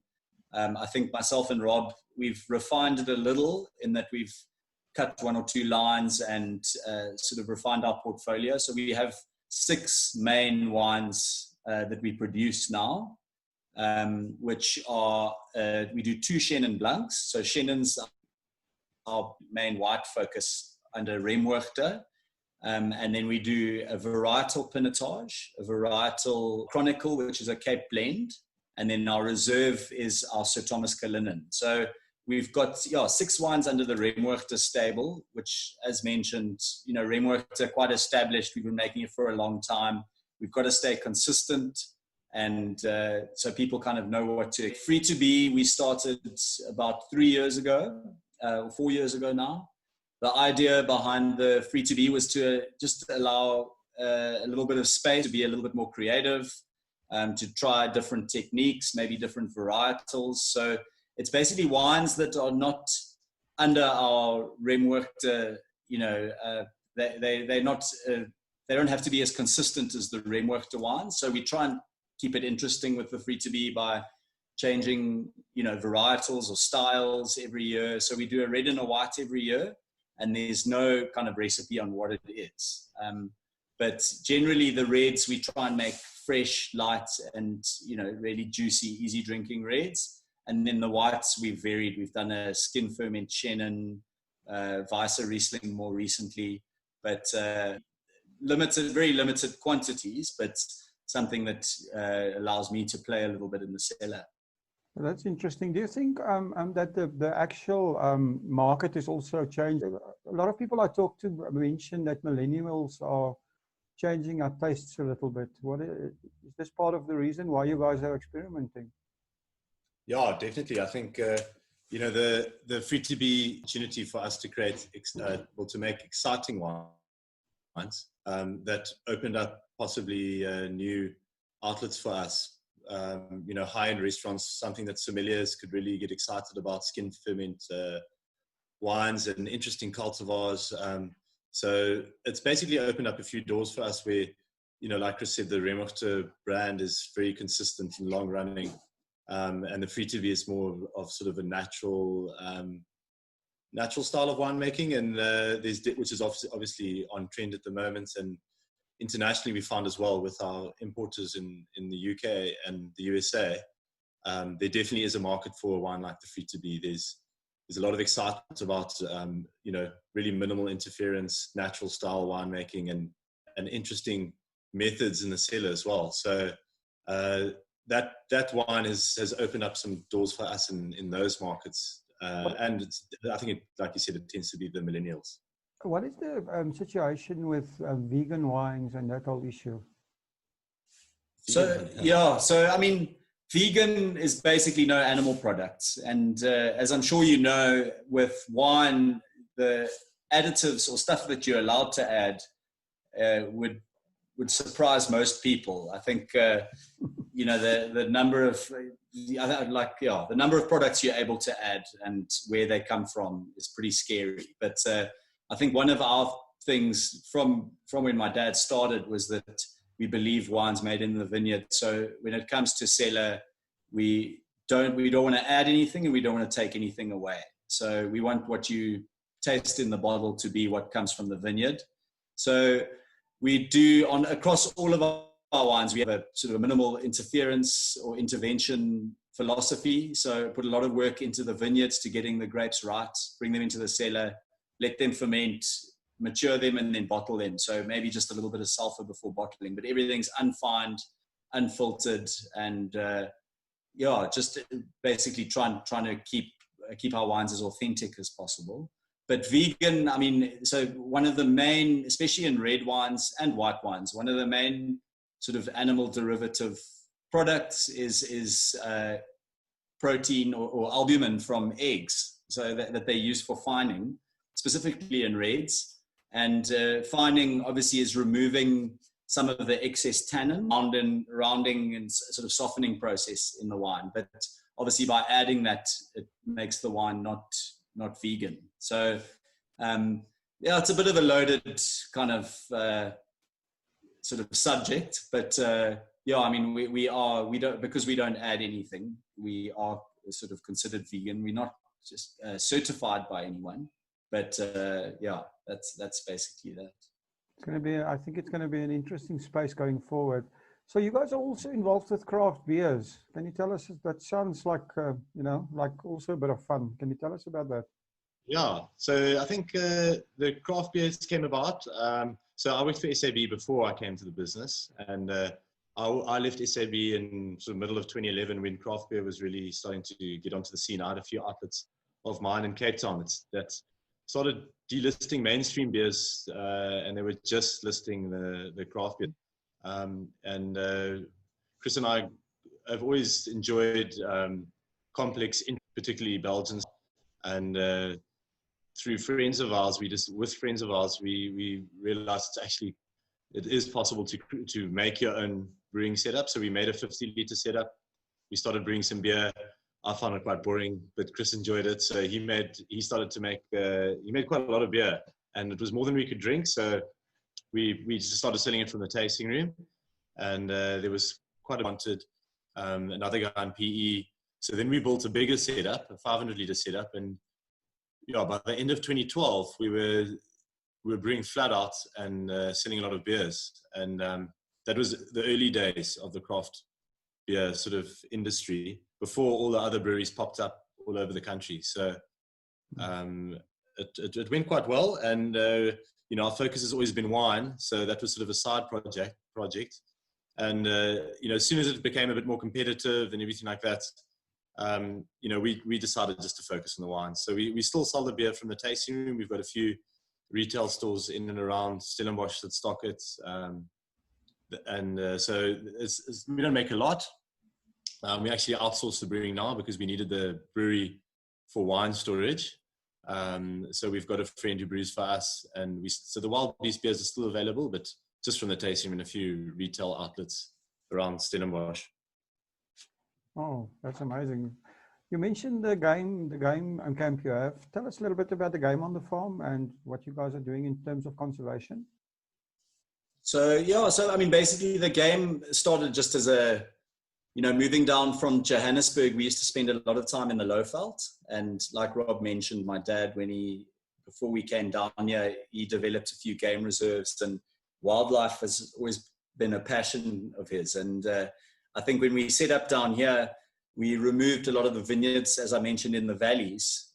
So the valleys were then standing open. So we've now put some springbok, wildebeest, zebra into camps in the valleys. And it's more just a fun, you know, fun to have around. They're kind of like pets.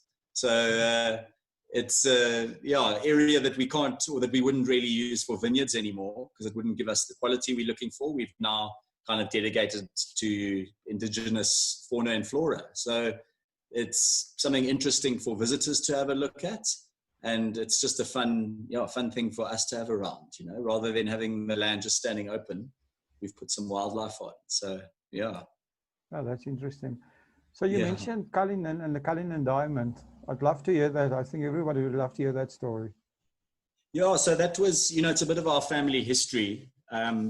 So obviously that's why we wanted to give his name to the wine, to our reserve red.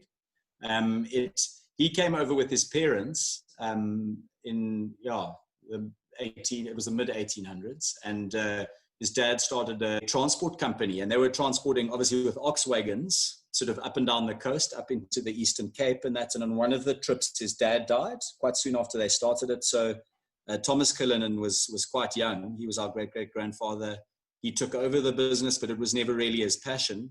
And he ended up, so he was taught geology. And obviously at that time, he kind of started following a bit of the diamond rush and the gold rush. And went to Kimberley and got there too late, and then eventually ended up in Johannesburg. And he started a building company, so he was sort of out of any kind of mining or anything like that. And then he used to go out and sort of look for semi-precious stones and then polish. It was kind of his hobby, polish them up and sell them. And he found, in doing that, he found a volcanic chute outside Johannesburg. It's where the town of Cullinan is today, where he thought he might find diamonds, and ended up buying the farm where this volcanic chute is on. They started mining it. And in 1903, he found the biggest, it was at the time the biggest uncut diamond that had ever been found. It's still the most valuable, it's not the biggest anymore, but it's still the most valuable in terms of clarity diamond that's ever been found. It was 3,000 carats. And South Africa was in the process of gaining their independence from Britain. And as a parting gift, the Transvaal government bought this diamond from our great-great-grandfather and gave it to, it was then the King of England. And they then cut it into two stones, two main stones. There are lots of other stones that came off it, but the main or the biggest portion is now the main diamond in the scepter of the British crown jewels. And then the next biggest portion is the main diamond in the crown of the crown jewels. And it's called the Greater and the Lesser Star of Africa. But the Cullinan diamond is what the diamond was called. But at the time, he basically gave the diamond away. The Transvaal government determined the price, which was very low. And they taxed it as well. And they taxed it as well. And so nothing has changed in that area, right? Yeah. So yeah, he got knighted, obviously because it was such a unique find. But unfortunately, yeah, the Sir doesn't get passed down. So me and Rob aren't Sirs. But we've named our Reserve Red, which is a Bordeaux-inspired blend, after him, the Sir Thomas Cullinan. So tell me, have you guys at least been invited to the palace for tea at some point, or not yet? No, our gran's been. My gran and her sister have had tea with the Queen over there, and then when she was out here. But we have not. I went to the Tower of London. I've been to go and see the crown jewels, and I told the guard that my great-great-grandfather found those, and he just told me to keep moving. So yeah, there's no kind of relationship there still. Well, it's an amazing story, right? Unbelievable. Yeah, yeah. So when visitors come to your farm, what else can they, they're going to taste wine, they're going to see the wildebeest pets, and, they're going to hear stories. What else can they expect to experience with you guys? I think, obviously there's a lot of tasting rooms in Stellenbosch, and everyone needs to have like the unique offering or, some form of differentiation. So I think how we try to be different is that the tasting room is, although we're on a busy road, it's not an extremely busy tasting room. We're on quite a sharp bend and people often miss us. So we try and keep it very, welcoming, and there's never big crowds here. So the service is very intimate all the time. And we renovated about 2 years ago. So there's a beautiful sort of outside area and inside area where you can sit with amazing views of Stellenbosch. So you see like this whole 180-degree view of the Stellenbosch Mountains with the game camp in front of you. So it's a very beautiful place to sit and do a wine tasting. And then other things we offer is we obviously have the wine tasting and the beers. And in terms of food offering, we do flatbread pizzas. We've got 3 different flatbread pizzas that we make here, and cheese platters.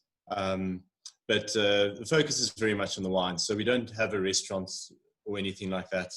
The idea is just to offer really special wine tastings where people can, enjoy the wines in beautiful scenery, with beautiful scenery. So back to the wine, where are most of your wines sold? You guys export?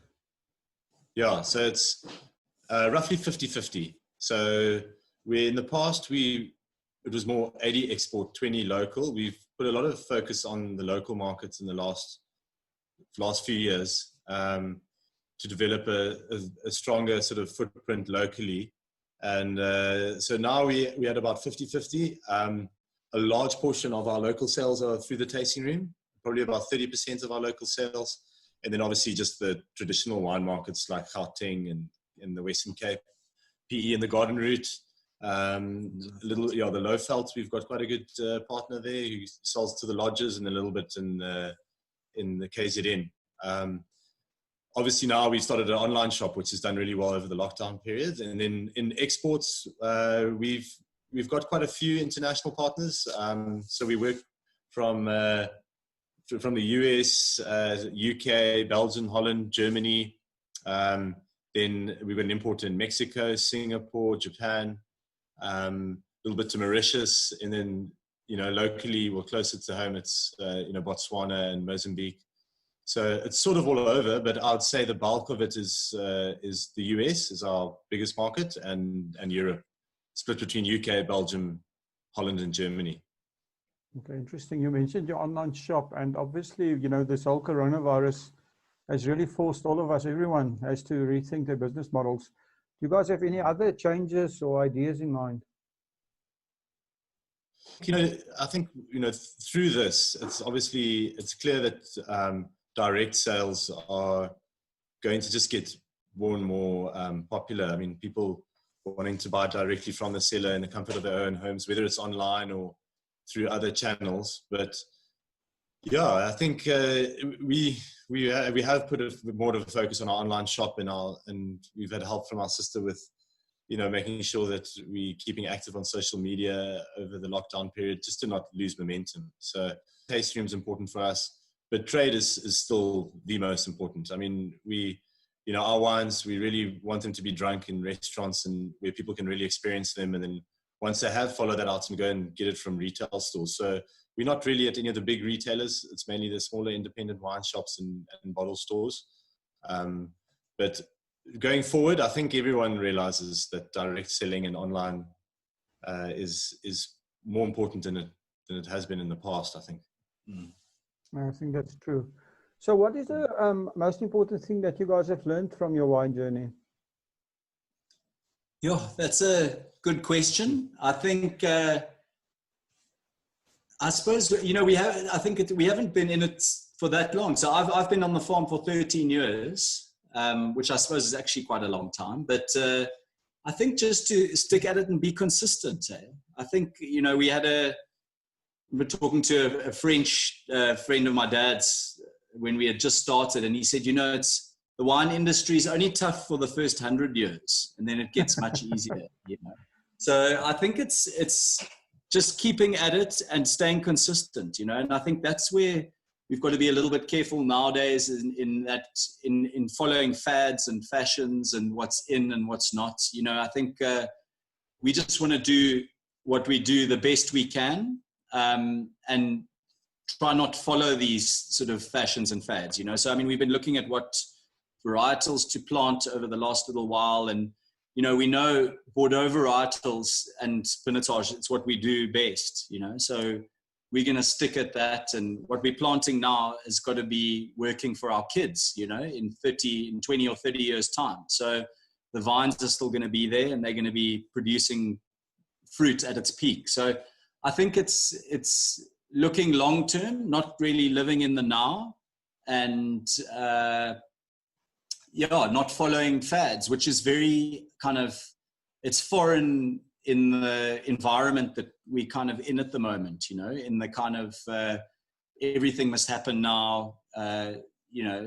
It's looking at stuff long term is, I think, something that we've really learned to do, and not to get kind of flustered or phased about what's happening in the short term. I think that's a very important business lesson. If I'm just thinking back to if you look at a place like Champagne with its history, and they've always followed the fads in marketing, but the product remained consistent over the years. So I think that's quite interesting. Can you guys give us your very own wine quote? Sure. You can invent one if you don't have one. Or steal one. A wine quote. A wine quote. I'm quickly thinking of one. Wow. Sure. That you really put us on the spot. Yeah. We will have one after this. That's for sure. Maybe you we have a glass of wine first have you before got a- you guys can come up with one. Yeah. You'll come up with a few then. Yeah. Yeah, I can't think of one now. I think, yeah. Well, Yeah, anyway, stumped us. while you guys are thinking, I'm sorry I stumped you there. I've heard Lisa from Lisa Loves Wines whispered in my ear that she's looking at doing some campaign on Magnum bottles, and you're producing one called the Chronicle. Can you tell me? And also, Yeah, so the Chronicle, we actually, the wine itself began in 2002. It's our estate blend, and the concept behind the wine was to make, we've got our Merlot, Aspect Merlot is very site specific. It's a single vineyard. We do a very site specific pinotage. So our single varietals are from very specific sites on the property. And I think one of the things that makes South Africa unique in terms of a wine area anywhere in the world is just our diversity in a very small space. So, I mean, we've got a 55 hectare farm. We've got slopes that face every aspect. So we've got north, east, south, and west facing slopes. We've got about 17 different soil types. They're obviously all similar parent materials, but very different soils depending on where on the slope you are. So I think, we've got this incredible diversity in a very small space. And the idea with the estate blend, which became the Chronicle about 5 years ago, we wanted to make a wine that represented the estate as a whole every vintage. So we take a component from every one of our vineyard blocks, and I use the amounts of each component vary every year. So there's no recipe to the blend. We just try and make the best blend we can each year. But I use a component from the whole farm, or components from the whole farm. So it basically chronicles every vintage on the farm, where the Pinotage, the Merlot, our Sir Thomas gives you kind of a very site-specific snapshot, is like an overview of the whole property. So it's a Cape blend. So it's all 4 red varieties we grow on the property, which are Shiraz, Cabernet Sauvignon, Merlot, and Pinotage.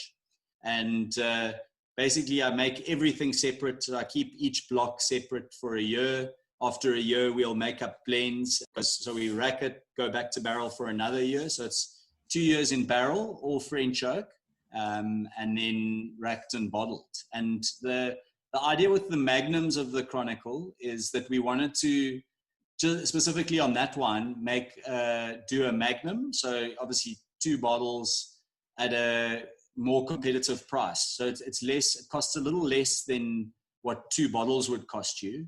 But the great thing about a magnum, if there's more than sort of 3 or 4 people at a dinner, a magnum's an awesome size bottle because it lasts a little longer. It does more than 1 round, and they're just really fun to have on the table. There's something about drinking wine out of a magnum, and then also it matures really well in magnums. So there are a lot of benefits to larger format bottles, and we wanted to basically bring that at a good price.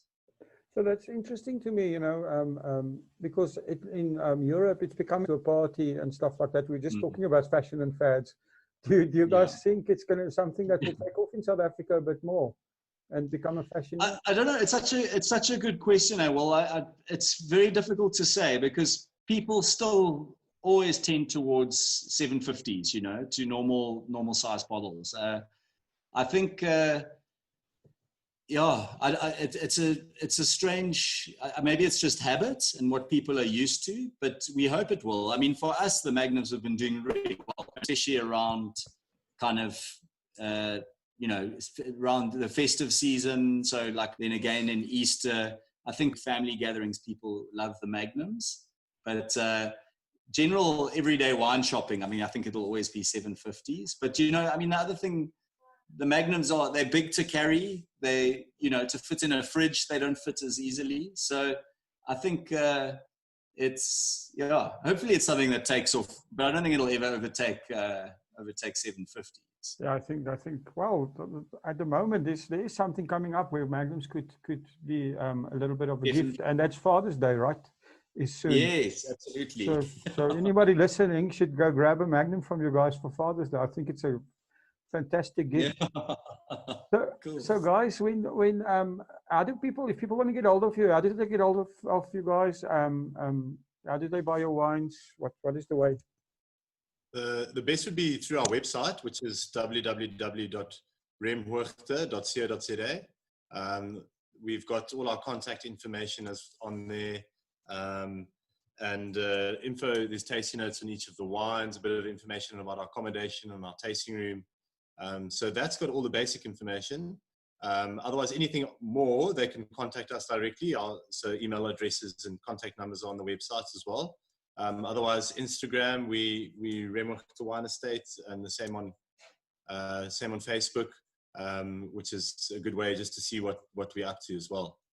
And then also just to add to that, I think we've got a YouTube, Remhoogte or Remhoogte Wines. We've got tasting notes. I've sort of gone through every one of our wines. So if you're drinking one of our wines and you want to know a little bit more about it, have a look at that. They are also on our website, but you can check those videos out. So I think Rob's pretty covered everything. Yeah, the YouTube one is great because Chris has done a tasting video on the Chronicle. So for those of you who buy the Magnum, that's a good opportunity to get a detailed tasting by Chris on the YouTube channel.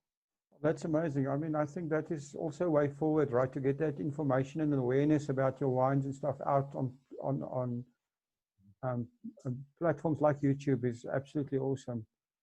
Yeah. Guys, it's been such a pleasure to. Yeah, sorry. No, yeah, I think that was also a result of this whole lockdown. Just trying to be more like I usually. So Rob generally does Europe and the East, and then I do the US twice a year, and it doesn't look like those trips are going to happen this year. So we started it for them, to do basically have videos where sales staff, and we've had good feedback just from the general public. So it's a cool thing to check out when you're tasting one of our wines, is to actually have a look at the tasting itself. Well, that's awesome. Guys, it's been such a pleasure talking to you. I mean, it's been very interesting. Thanks. I know you guys are busy, so thank you very much for spending the time. And good luck with everything. And hopefully we will be back to normal before we know it. Thanks, Will. Thanks for your time as well. It's been great to tell you a bit about Remhoogte. Yeah, thanks, Will. Thank you for listening to today's show. Just a quick reminder that you can get that 1.5 liter Chronicle at a 20% discount. So hurry and get in touch with Lisa at Lisa's Loves Wines. The link is in the description. This is, like I said before, the perfect Father's Day gift.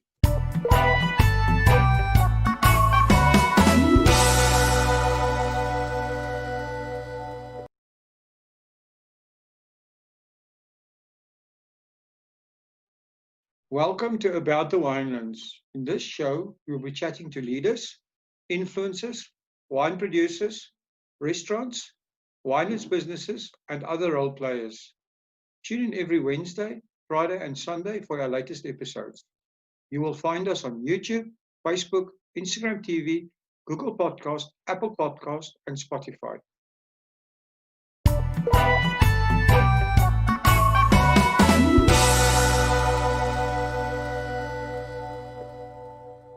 Good day, everyone, and welcome back to About the Winelands.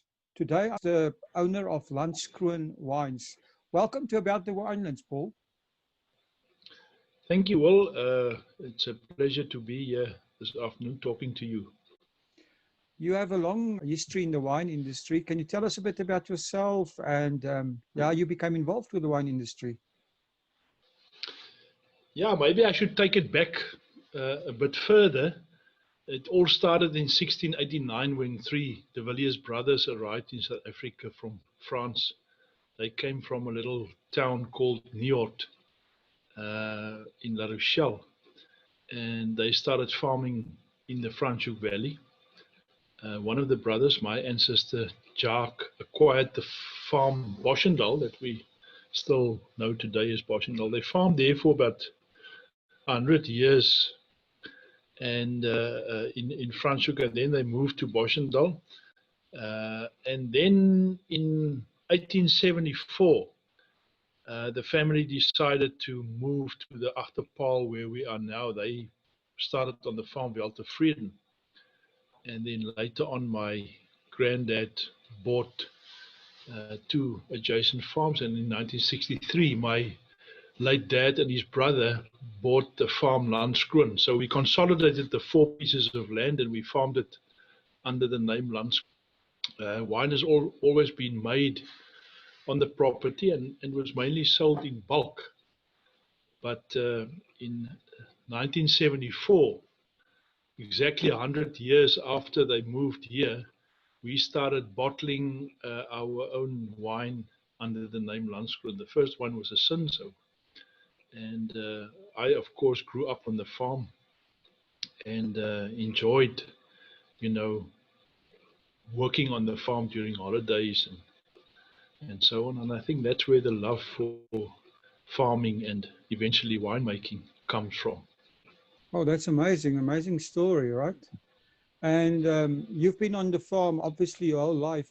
Are you one of the winemakers as well? Yes, and when I started here, I actually, after, the normal studying I studied at Elsenburg and I took a course in cellular technology, first viticulture and animal husbandry, and then cellular technology, and I did my practical at Paardeberg Wines in 1979, and towards the end of 1979 I started here with my dad, who was then the winemaker. And,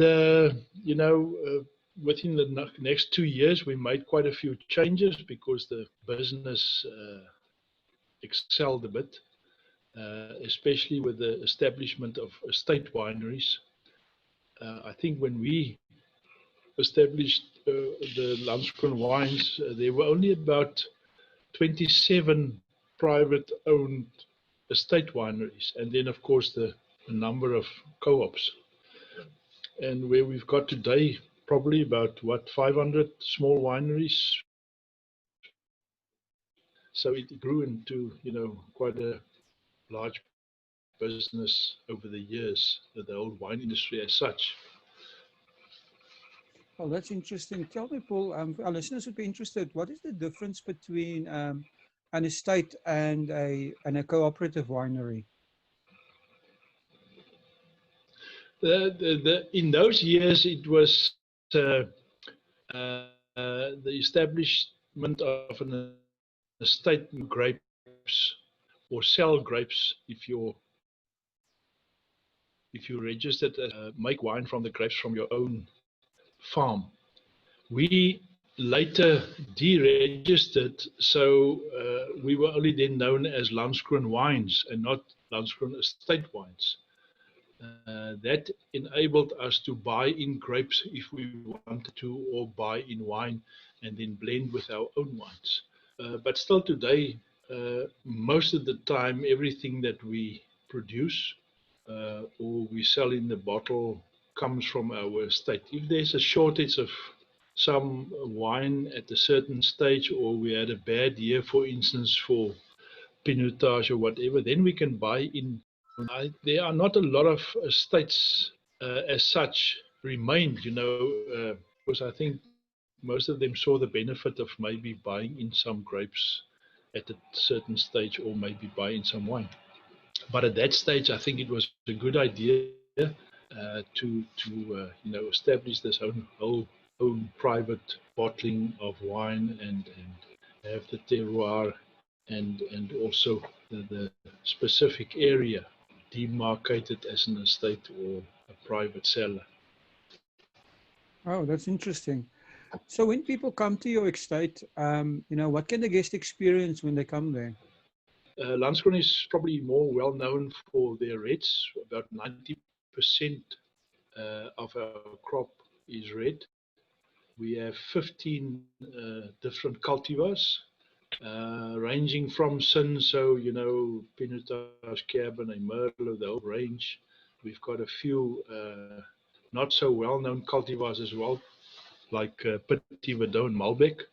And then we also have 4 port varieties that we use to make port wine with. Nowadays, we're not allowed to call it port anymore, but that's the style we make. We call it Cape Vintage. And that's normally a blend of 4 different cultivars: Portuguese, Tinta Amarela, Suzhou, which are one of the few cultivars that has got a red juice. And then Toriga Nacional is the 4th one. So those we use mainly for making port left over. Then we'll make a dry wine from it and sell that as a dry red in bulk. We don't bottle it as such. And then, of course, the stalwart whites, the Chenin Blanc, a little bit of Chardonnay. Sauvignon Blanc we buy in because the area is quite hot here, and Sauvignon Blanc doesn't work that well, but we've got the market for the Sauvignon Blanc. And then a very well-known cultivar or wine is the Blanc de Noir, which means white from red. If you translate the word Blanc de Noir, which is a French descriptive name, and we make that from Pinotage. It's an off-dry pink wine, lighter than rosé, so it's very popular in summer, and you can actually just drink it or have it with something like salmon or something like that. So that's more or less the range that we've got. So we've got 20 wines on our wine list. So that makes, when people come here, they can taste these wines. We've got a food and wine pairing, 2 different ones, a more expensive with Paul de Villiers wines, which is a range that we select the grapes and put more of that wine in newer oak. We mature it a little bit longer, so that's a more expensive one, and we use that specific pairing with those 4. We've got 4 wines in the Paul de Villiers range, 4 reds and 1 white, which is a Chenin Blanc, which we also ferment and mature in casks. Then, of course, there's what people enjoy here. It's normally a bit quieter than some of the other very busy estates. We've got a lovely view. People can have picnic lunches here if they, organize that beforehand. We can organize a picnic lunch for them, and there's some nice play area for the kids. We've also got walkways through the farm that people can walk around, and then we've got these bicycle routes that people can do the mountain biking. I think there is a link on our website where they can have a look at how that is done. Well, that's awesome. You also have a cottage on the farm where people can come and stay. Can you tell us a bit more about that? Yes, we've got a cottage here, and it sleeps 4. It's normally for like a family, small family, and it's self-catering, and it's, this cottage is, of course, during the week or over weekends. They can also have a look at the website, or they can just phone the farm and find out if it's available. And also a very nice view, if people stay in the cottage, they can look towards Table Mountain in the evening, and you've got that lovely view of the area from the southwestern slopes of Paarl Mountain. Wow, it sounds fantastic. Paul, tell me, your wines, where are they sold? Are you exporting any of your wines? Are you concentrating on the local market? How do you do it? Yes, we make use of Vinimark to distribute right through South Africa. And then about 50% of our wines, just a little bit more than 50%, is sold locally. But we've got about 25 countries that we export to, some, small, others a bit bigger. We do quite well in Africa, Namibia, Botswana, And then Tanzania and also Zanzibar and Uganda, we tend to do quite well in those countries. And I think it's mainly because of all the lodges and sightseeing there and a lot of tourists coming to those countries.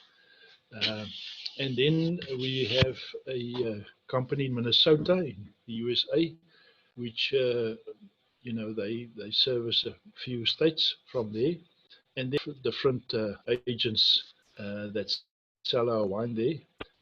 And also in China, we've got an agent there that we export to. So we try to cover the area, the bigger area if we can, and we try to get new agents in different countries. We're busy now with one in Turkey. Oh, that's interesting. So the other thing that I was wondering, it sounds like you've got a global footprint, but the coronavirus, they could rethink their business model. We've been in lockdown now for a while. Things are reopening. But do you have any new changes or ideas in mind? Yeah, I think all of us tried the online business, online sales, and it worked quite well. But what we found is, the delivery of those orders, there seems to be a backlog developed for those orders, because a lot of wineries have done that.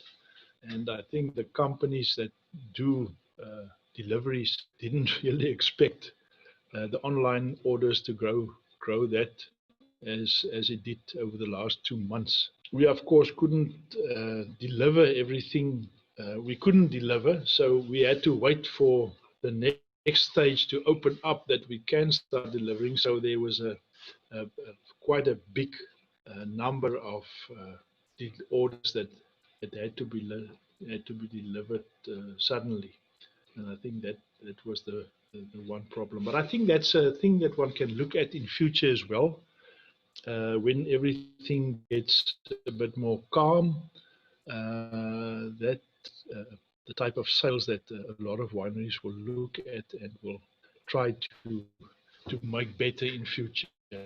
I was wondering about, delivery. Do you think that because of everything happening that, more courier companies will come to the party and that delivery charges nationwide will actually start dropping a bit?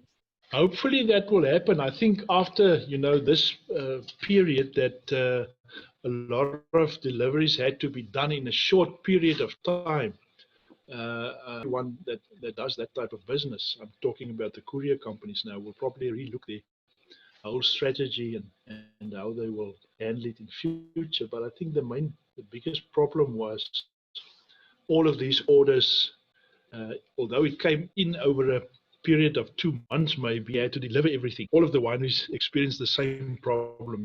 That was such a big vast amount of wine that had to be delivered, and that's now the problem. Well, everybody wanted their wine on the hopefully same that day, will, right? within the next week. That's the thing, because everyone was starting to run dry. Hopefully that will be sorted out soon.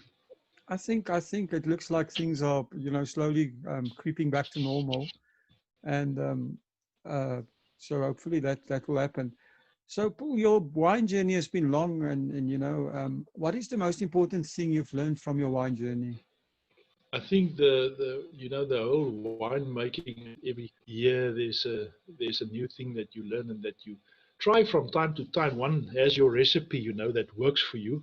Later on, which cultivars work better on which soils, and the styles that you think will work better in the marketplace. But it's an ongoing, making a change here and there, small changes, because you can't really make big changes and then change your style completely, because you've now got a number of wine lovers that like your wine. So nothing really happens fast in the wine industry, if I can say that. You've got to take it just too quickly and do the basics right. It starts from in the vineyard. Make sure that you plant that on the right soils. Do the basics right. don't let the vines bear too much, because with red, you want to keep the quality, and you don't want to have too much quantity. Then eventually your wines would be lighter in style, not as it should be. Rainfall might have been lighter, it might be a drier year, so as we had about 2 years ago, and you've got to make changes in your winemaking process to adapt in that instance. Okay, that's interesting. So, Paul, if you have to give us your favorite wine quote, or do you have your own wine quote? I would love to hear that. I think there might be a few ones, but I think it's important to enjoy a good glass of wine every night. You don't have to buy expensive wines, but if you think the wine is good, then you can drink that. You hear a lot of different people how the wine must and what you must look at. The basics you can do, but if you like, or you get that question many times, what is a good wine? Good wine is a wine that you enjoy, and then you build on that and take it from there. Your taste will change over the years. A good wine that you like. Oh, that's awesome. Well, thank you so much. If people want to get hold of Landskroon, how do they get hold of you guys? And if they want to order, how do they do that? The best would be to go to the website. There is a page where you can order, or you can just phone Landskroon on 021 631 1039. Okay, that's awesome. We'll put all these links down in the description. Well, it's been a pleasure talking to you. Very interesting. Thank you so much for telling us a bit more about Landskroon. And I'm sure that you're going to be able to welcome visitors to your farm again soon. Thank you, Will. Thank you for supporting our show. If you would like to get more exposure for your business, please have a look at our sponsorship options. Thanks again for supporting About the Winelands. Please follow us on YouTube and on our social media channels. All details and links are in the description.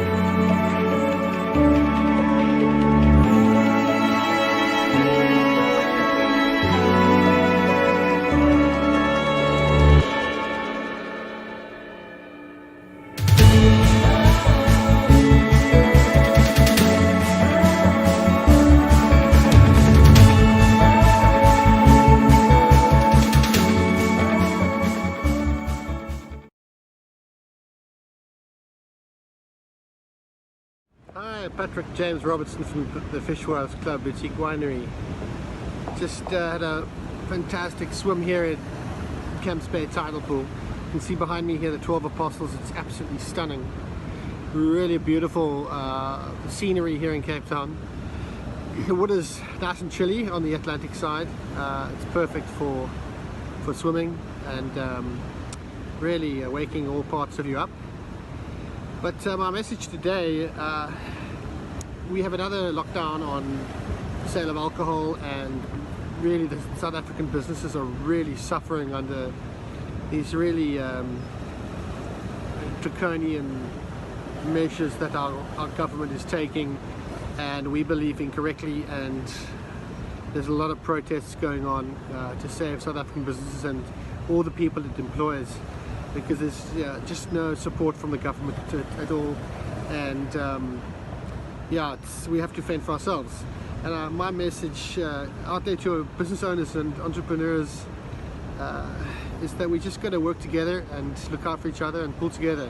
This is when it really counts, and this is what we do best, is pull together and support each other, and buy from the family-owned businesses and buy from the smaller businesses, the businesses that have families putting food on the table, uniforms on their children, and basically the struggle's real for so many business owners and for people in these circumstances.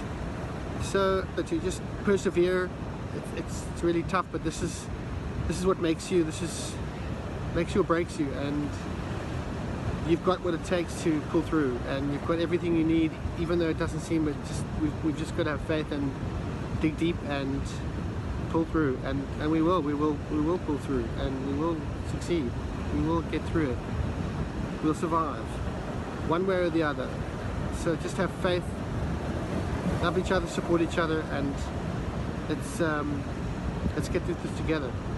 Let's win together.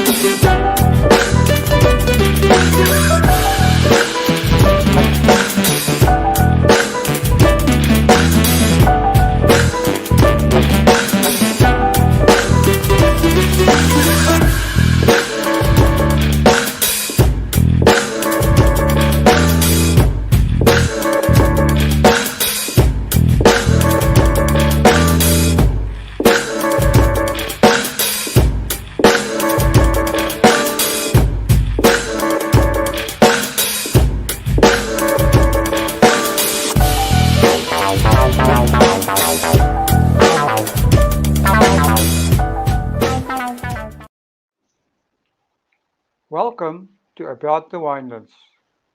In this show, we will be chatting to influencers and leaders in the wine industry, winemakers, restaurants, and other businesses. Tune in every Wednesday and Friday for our latest episodes. You will find us on YouTube, Spotify, Google Podcast, and Apple Podcast.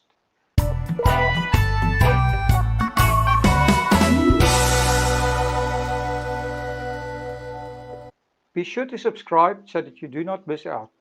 Now, to get on with the show. Good day, everyone, and welcome back to About the Winelands. Today, I'm speaking to Carolyn Miller-Kroch of Zevenwacht. Hi, Carolyn.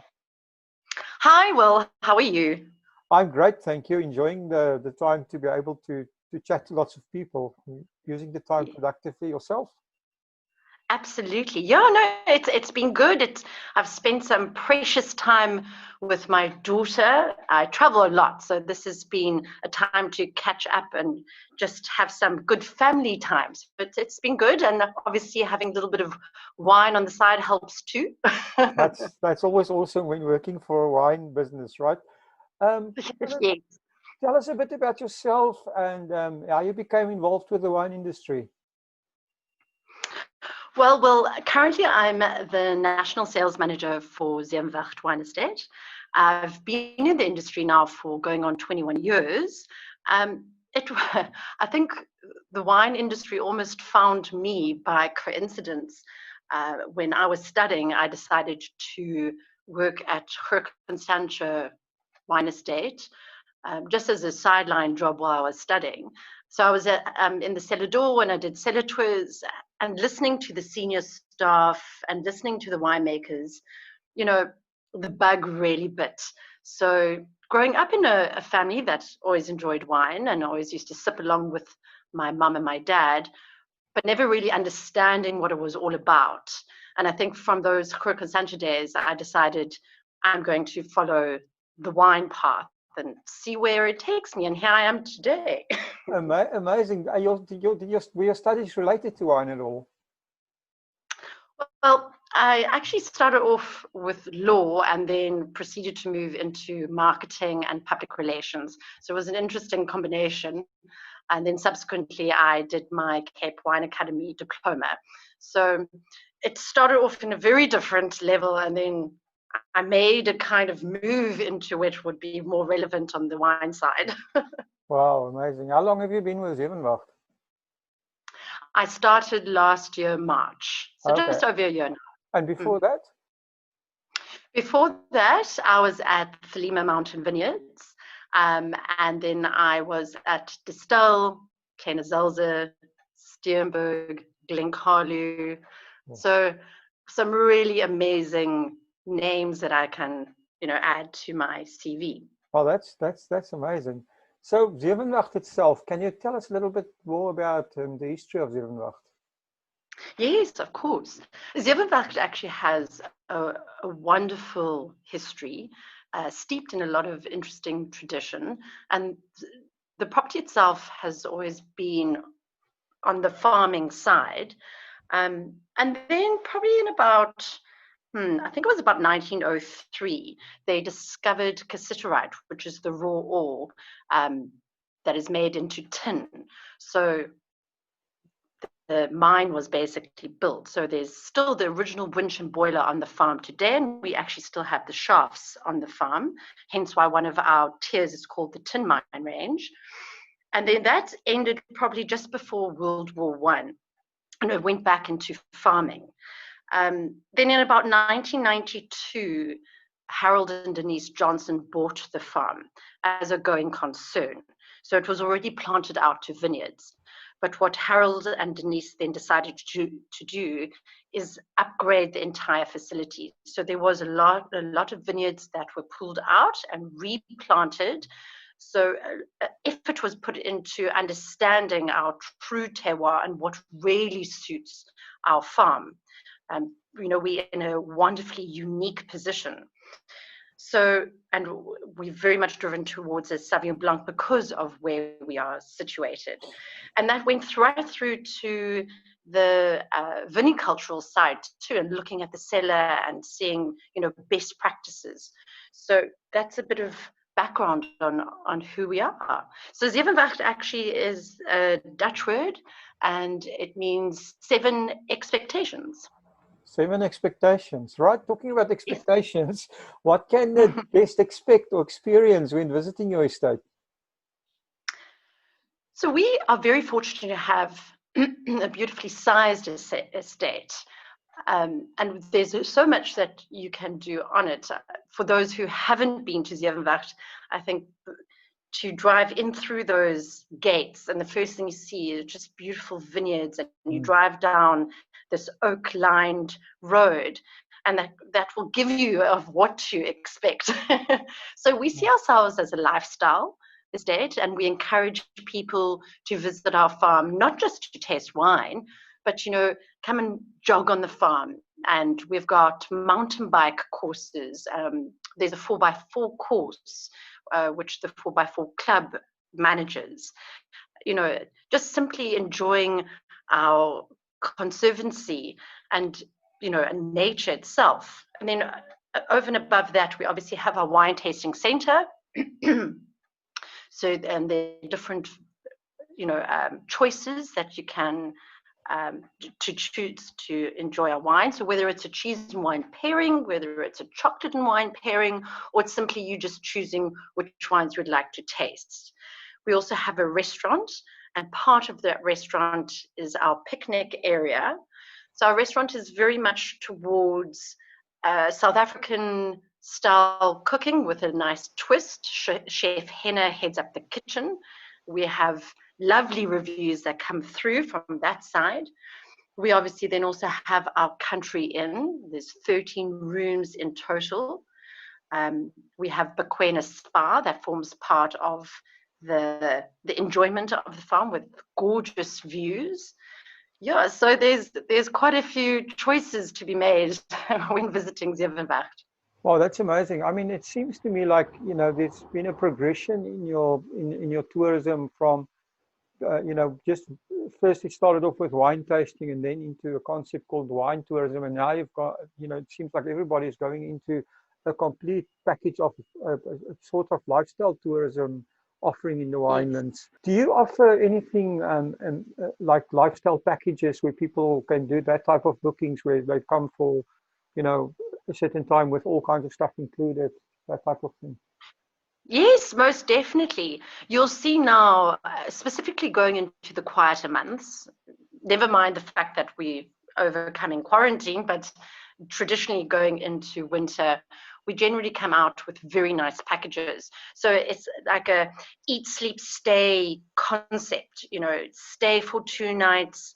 It includes dinner at the restaurant, a spa package with a wine tasting. So we do a collaborative effort with all the entities on our farm, so people can truly get a full experience of what we can offer and see how beautiful the farm itself is. Once you're on Zevenwacht, there's no reason why you have to even leave, if you're there for a couple of days.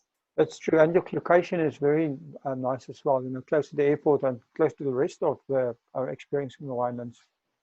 Exactly, yeah. No, we nicely, so we still form part of the Stellenbosch wine route, so we on the Stellenbosch side, but the nice thing is, like you said, conveniently close to the airport and surrounded by amazing other farms too, to form part of that route, Well, on that point, on the airport side is, I see you've got a conferencing and event team as well, or you are offering that you have. Yes.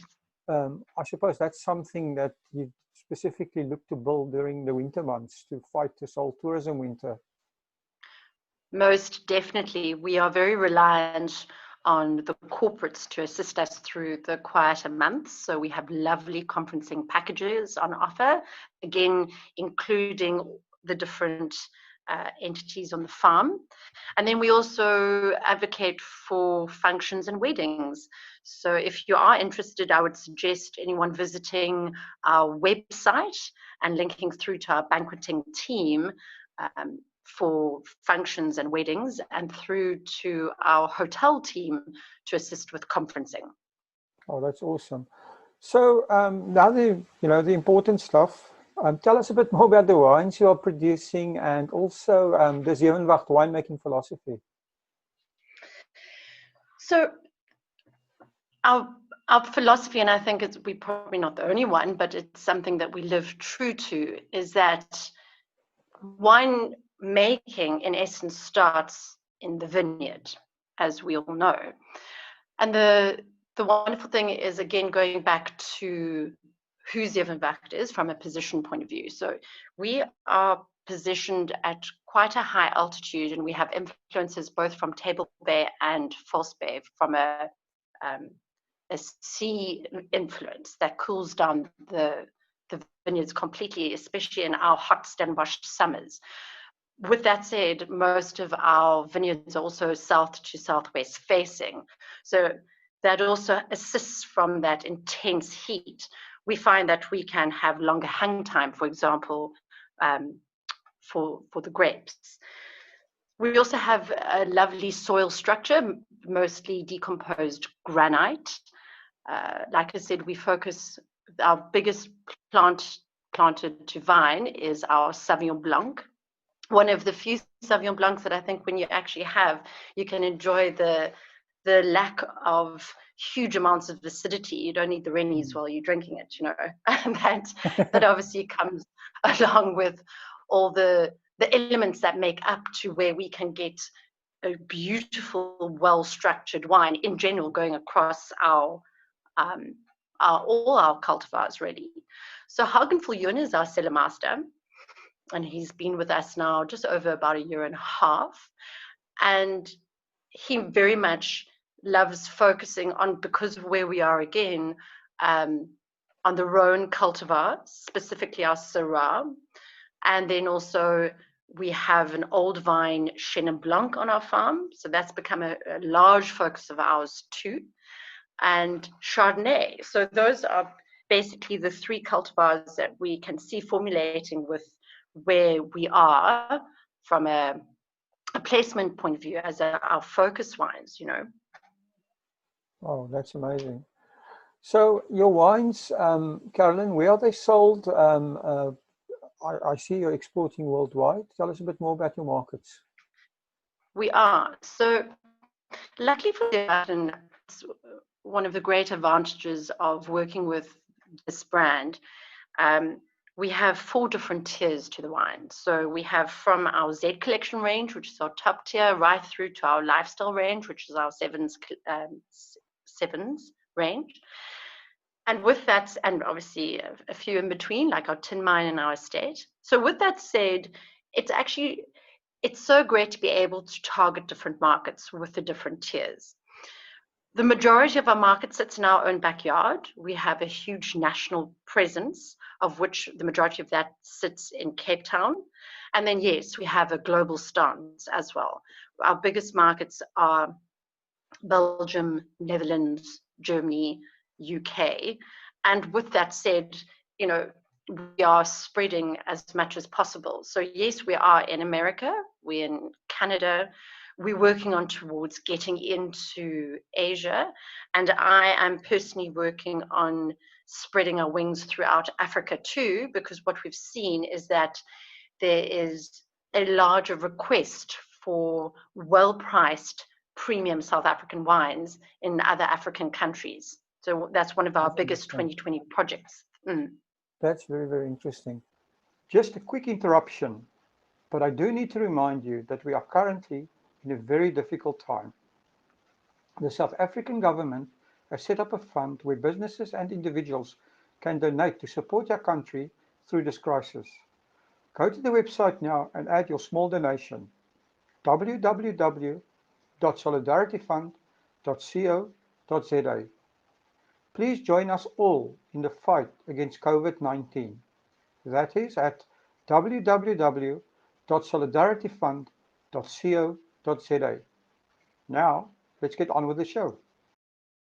With the local market, I assume that that is going to be, especially with the current situation, that's going to be extremely important when things get back to normal. Are you doing anything specific? I mean, your local market, if you say Cape Town, I assume that's mostly restaurants, or that also retail stores? Yeah, I think that whole question of what is the new normal is a very interesting one, and it's a big concern across the entire industry. You know, the restaurant and hotel industry is so closely aligned to the wine industry, and I'm on quite a few different chat groups, and it's very interesting to see what people want to do from an initiative point of view. So yes, there are going to be huge amounts of changes. To be honest with you, I think for at least the rest of 2020, people are going to be very aware of the fact remaining with the whole social distancing, staying more to themselves, keeping at home. So from an off-con perspective, so from a retailer perspective and an online sales perspective for home deliveries, so for example, we've just started our own online wine shop from Zevenwacht. That is advantageous for us. That, you know, we can see huge growths forthcoming after, you know, quarantine. But on the other hand, sadly, the restaurants and hotels are really going to suffer. So collectively, we've been sitting together as an industry and coming up with initiatives that we can put forward and assist. And, you know, what do? We have to reach the consumer, assist with them coming into a restaurant, be aware that obviously, you know, again, tables will have to be far apart. There's going to be huge amounts of sanitization going on. There's going to be less people being able to sit in a restaurant. How can we help them? Is it from a discount structure? Is it from, you know, getting an initiative to assist with a, you know, group funding? So yeah, there's a lot under discussion. What is viable and what isn't, time will tell. But we will be in this together, and we stand together. Well, I mean, that's the message I get from everybody I'm talking to in the industry. You know, everybody's working together and, you know, rethinking basically their business model. Is there anything else that you have in mind? I mean, of course, I mean, if wine sales is one aspect of your business. The big advantage of a place like yourself is that you have an outside experience as well, which means social distancing is a bit easier. And I think people will be more keen to go to outside spaces than maybe in inside spaces. Definitely. So again, it's a bit of a tough time, you know, with us going into cooler weather. For those who are, you know, prepared to carry on running through the wine farm. Every day when I arrive at the farm, it's so wonderful to see groups of people arriving to do the jog around the farm or the mountain biking trails and stuff. So obviously that will still remain open. And, you know, from a health perspective, it's wonderful to be able to get out there once we've all been, feels like, you know, the four walls, clawing down the four walls, getting some fresh air and exercise. But we will have to maintain, as much as we see ourselves as a wine brand, we also have a restaurant and a hotel on our farm too. Yeah. So we kind of have a foot on both sides. So we will have to look at different ways of encouraging people to enjoy our facilities, but being aware of, you know, what, like I said before, the new normal is going to be. So that, yeah, we've had conversations. We'll sit down, you know, in a group and have larger discussions of the next 12 to 24 months and where we can assist the best we can. And that goes, I think, from a global discussion. It's not just South Africa. So it's going to be a very interesting rollout. And to be honest, I think time will tell. We can put initiatives in place and it will be adjusted and changed. We'll literally have to be able to go with the flow and be flexible, you know. It's going to be interesting times. Carolyn, I see Zevenwacht is a member of this BWI, the Biodiversity and Wine Initiative. What does that mean? Yes. So we actually, again, like I mentioned, we are very lucky to have a fairly big farm. 100 hectares are under vine, but then what we've done is actually, so from about 2009, the BWI, what we've done is we've put 80 hectares of a very site called Renosterveld. So it's under a lot of stress. There's very little Renosterveld left within the Western Cape. And through a conservancy as part of the Buckleray Conservancy, so it's ourselves and our neighbors that have put a certain amount of hectares of Renosterveld aside. That obviously encourages soil health, protection of birds of prey and smaller mammals. You know, we've got about 150 to 200 different species of flora. So it's just assisting and having that balance between the farming factor and the mother nature factor, and making sure we're not intruding and not being greedy as to, you know, what we need to do to make sure everything is looked after efficiently and sufficiently. And it's also about farming methods, you know, ensure that we're not using anything that's going to affect the natural flora and fauna, and just be careful how we manage what we do use in the vineyards and so on and so forth. So keep it as natural as possible. Well, I think this is a growing trend worldwide, and especially your new markets, your millennials, your new, you know, they are, seems to me, yes, they're more interested in this type of thing than in the old, you know, traditional wine history and that type of stuff. Completely agree, and it's quite interesting when you speak to the Nordic countries.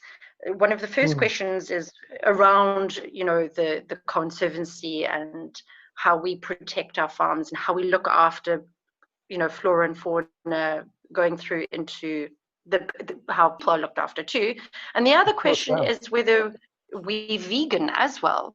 So those are two very definite trends coming out, and we can happily say we are now vegan. We're offering vegan wines. We've walked away from all animal products within the winemaking process. I was wondering about that. I always assumed that all wines are vegan, but now it seems to me there is a difference. So can you enlighten me a little bit more?